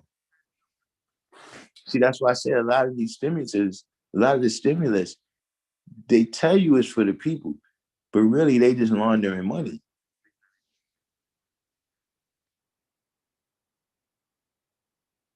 Like the whole purpose of them giving you the, like, trust me, if they gave out the 1,400, right, and everybody was like, yo, I'm gonna just save this. Yo, they'll get on the news and be like, yo, listen, you can't do that. You gotta spend it. Hey, we need you to go shopping. Because really, that's for corporate America. They already know by the time they give you something, you already have things that you needed that you didn't even get it. You know what I'm saying? You just did without because you know what I'm saying, you don't got the loot. So they know as soon as they give it to you, you're gonna go out and get them things that you really needed.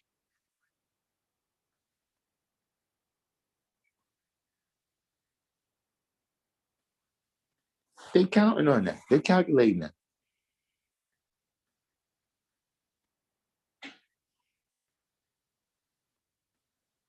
That's all a part of the scam.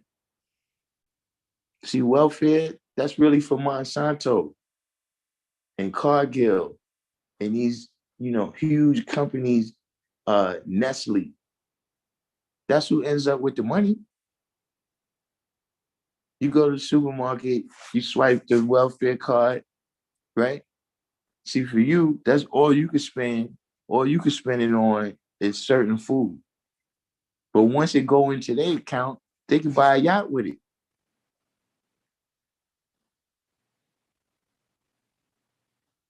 When the last time you rolled up on somebody, it's like, yo, man, what's up? Like, yeah, y'all was just calculating this right here. I got like $40,000. I got like $40,000 of welfare benefits on my card. I've been stacking it. They know that ain't never gonna happen.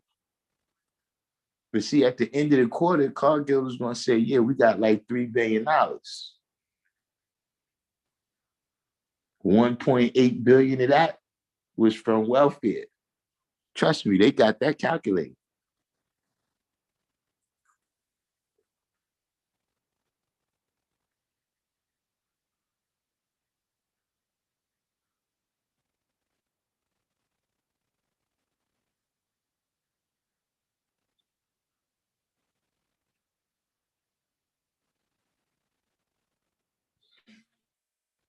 The best equality in the world comes from Southeast Asia.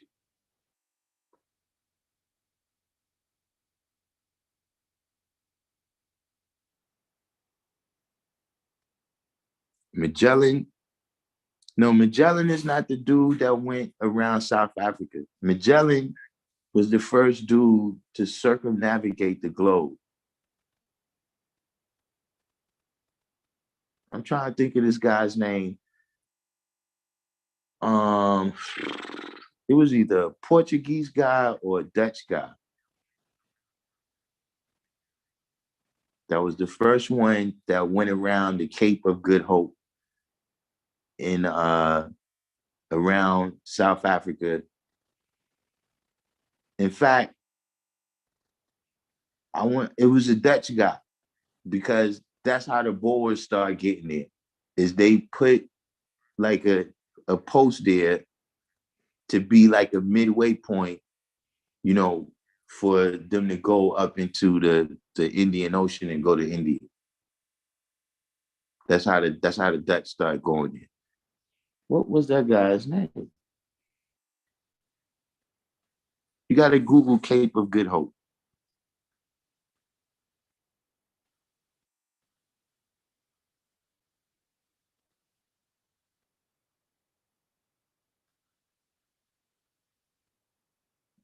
Natural jewel, magnetic.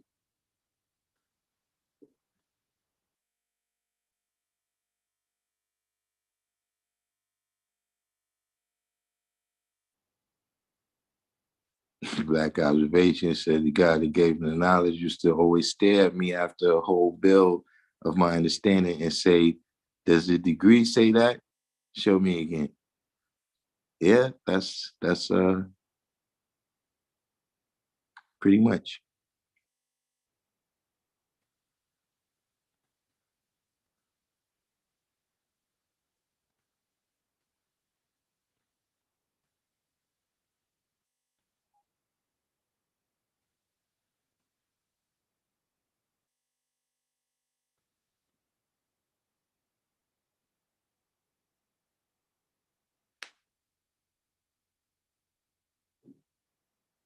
Bartholomew Diaz is the guy's name.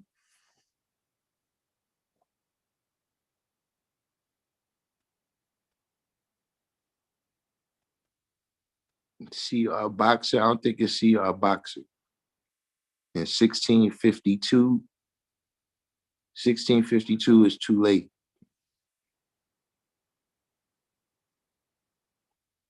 Okay, in 1488, Portuguese explorer Bartholomew Diaz, 1450 to 1500, became the first European mariner to round the southern tip of Africa. All right, so yeah, then it was a Portuguese guy. See, I was right, then I was wrong.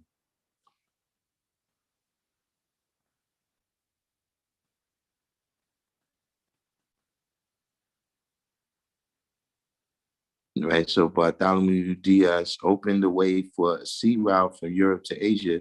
Diaz ships rounded the perilous Cape of Good Hope and then sailed around Africa's southernmost point, Cabo das Agulhas, to enter the waters of the Indian Ocean.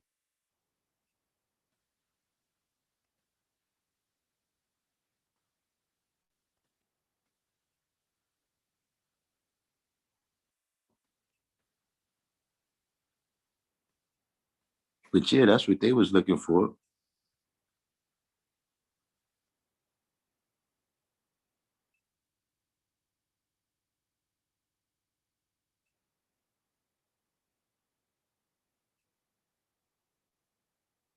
You know, nobody was originally coming over here thinking, yeah, we're gonna do all this farming. You know, they thought they was going to just get the money.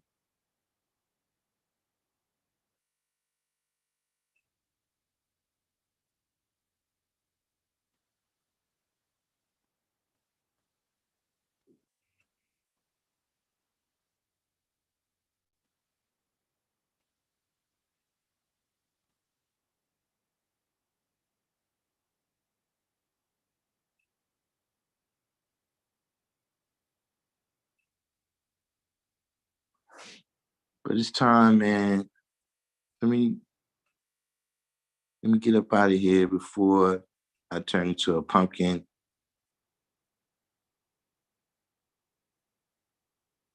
Plus tomorrow I gotta go out. I don't know if any of y'all is friends with K Bar on Facebook, but his pops returned to the Essence last week.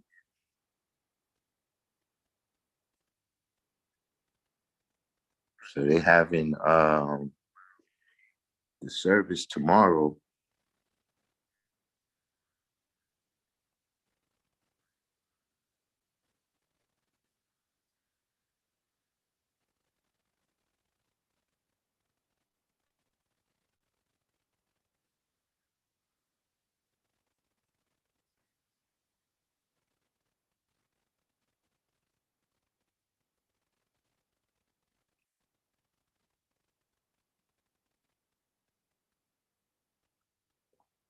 Peace God said, Henry of Portugal. You talking about King Henry?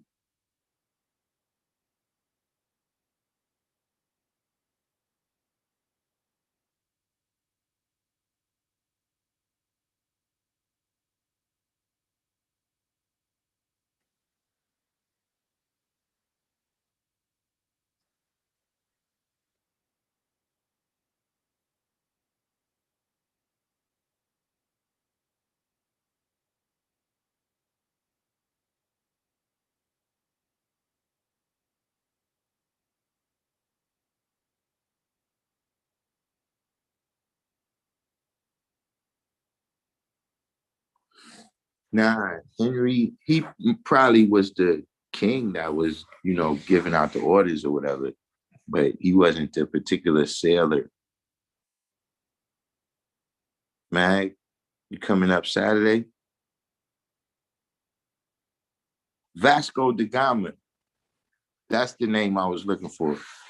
So Bartholomew Diaz was before Vasco da Gama?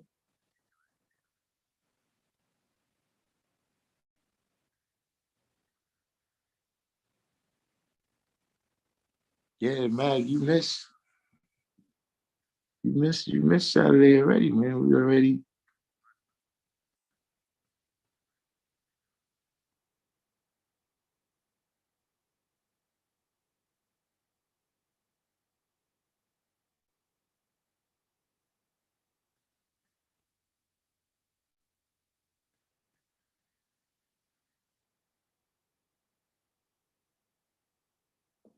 All right. So Bartholomew Diaz. Learn something new every day. I thought Vasco da Gama was the first one that rounded the Cape of Good Hope.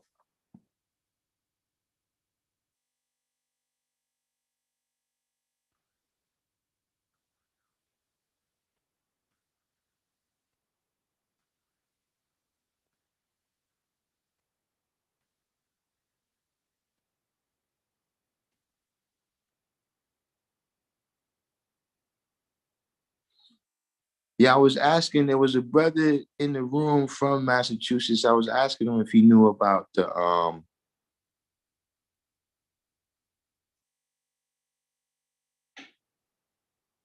I was asking him if he know about the rallies up there. He said he's just right now getting introduced to the knowledge. You know what I'm saying? I can't recall his name, but he was in the room yesterday.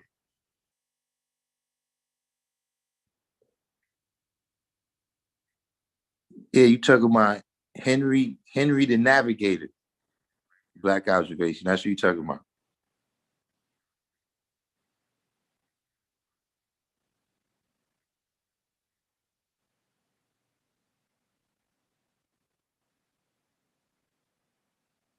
So this says Vasco da Gama, whose voyages to India 1497 to 1499, 1502 to 1503, and 1524 opened up the sea route from Western Europe to the east by way of the Cape of Good Hope. That also got some signs to deal with, that also got some signs. I can't recall the specific name of the decree, but the Pope divided the world between the Portuguese and the Spanish. And the Portuguese got, like, when you looking at the map, everything to the right of Brazil was for the Portuguese, and everything to the left of Brazil, right? Everything west of Brazil was for the Spanish, and everything east, right? Starting. So that's why in South America, the only country that speaks Portuguese right now is Brazil.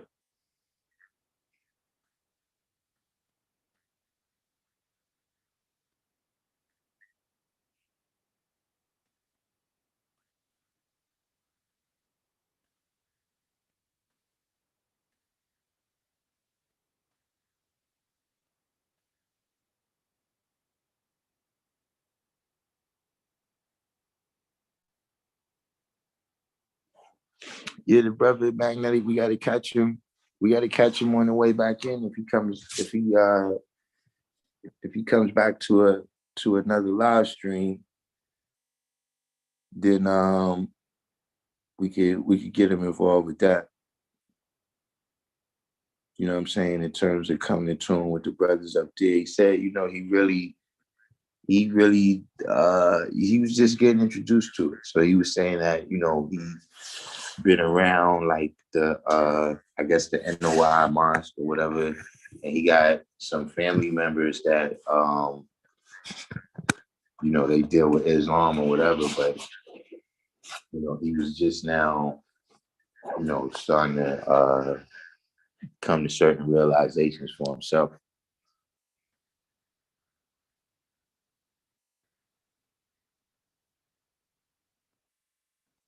Yeah, I think that was Kyle Miller. I think that was his name. Yeah, why's you got good ass memory, man? That's the only thing about why's you, man. If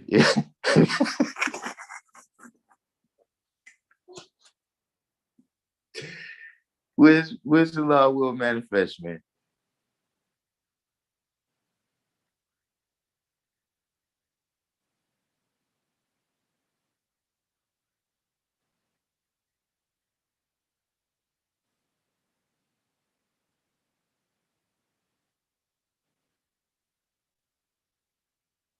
Teef is putting some science in here dealing with the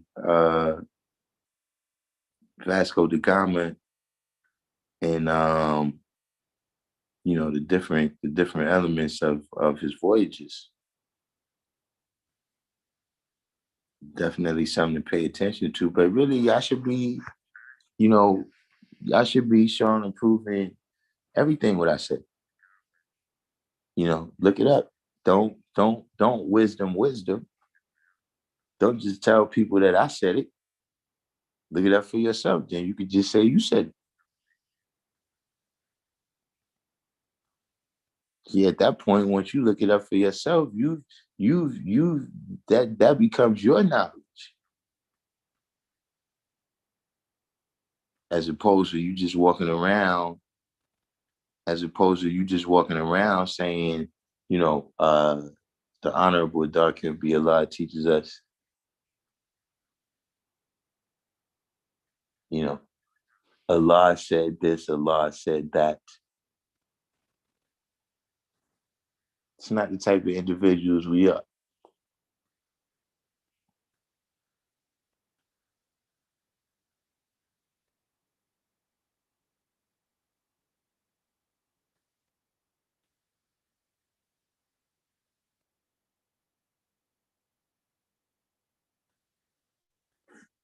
But on that note, everybody who's been there, make sure you do the each one teach one. Hit the like button. Those that's new to the channel, subscribe, of course. Hit the notification bell so you can know when we going live. Share this on your other pages, your Twitter, your Instagram, Facebook groups, text messages, etc., etc. And I'm gonna be on the check-in with y'all tomorrow. Peace.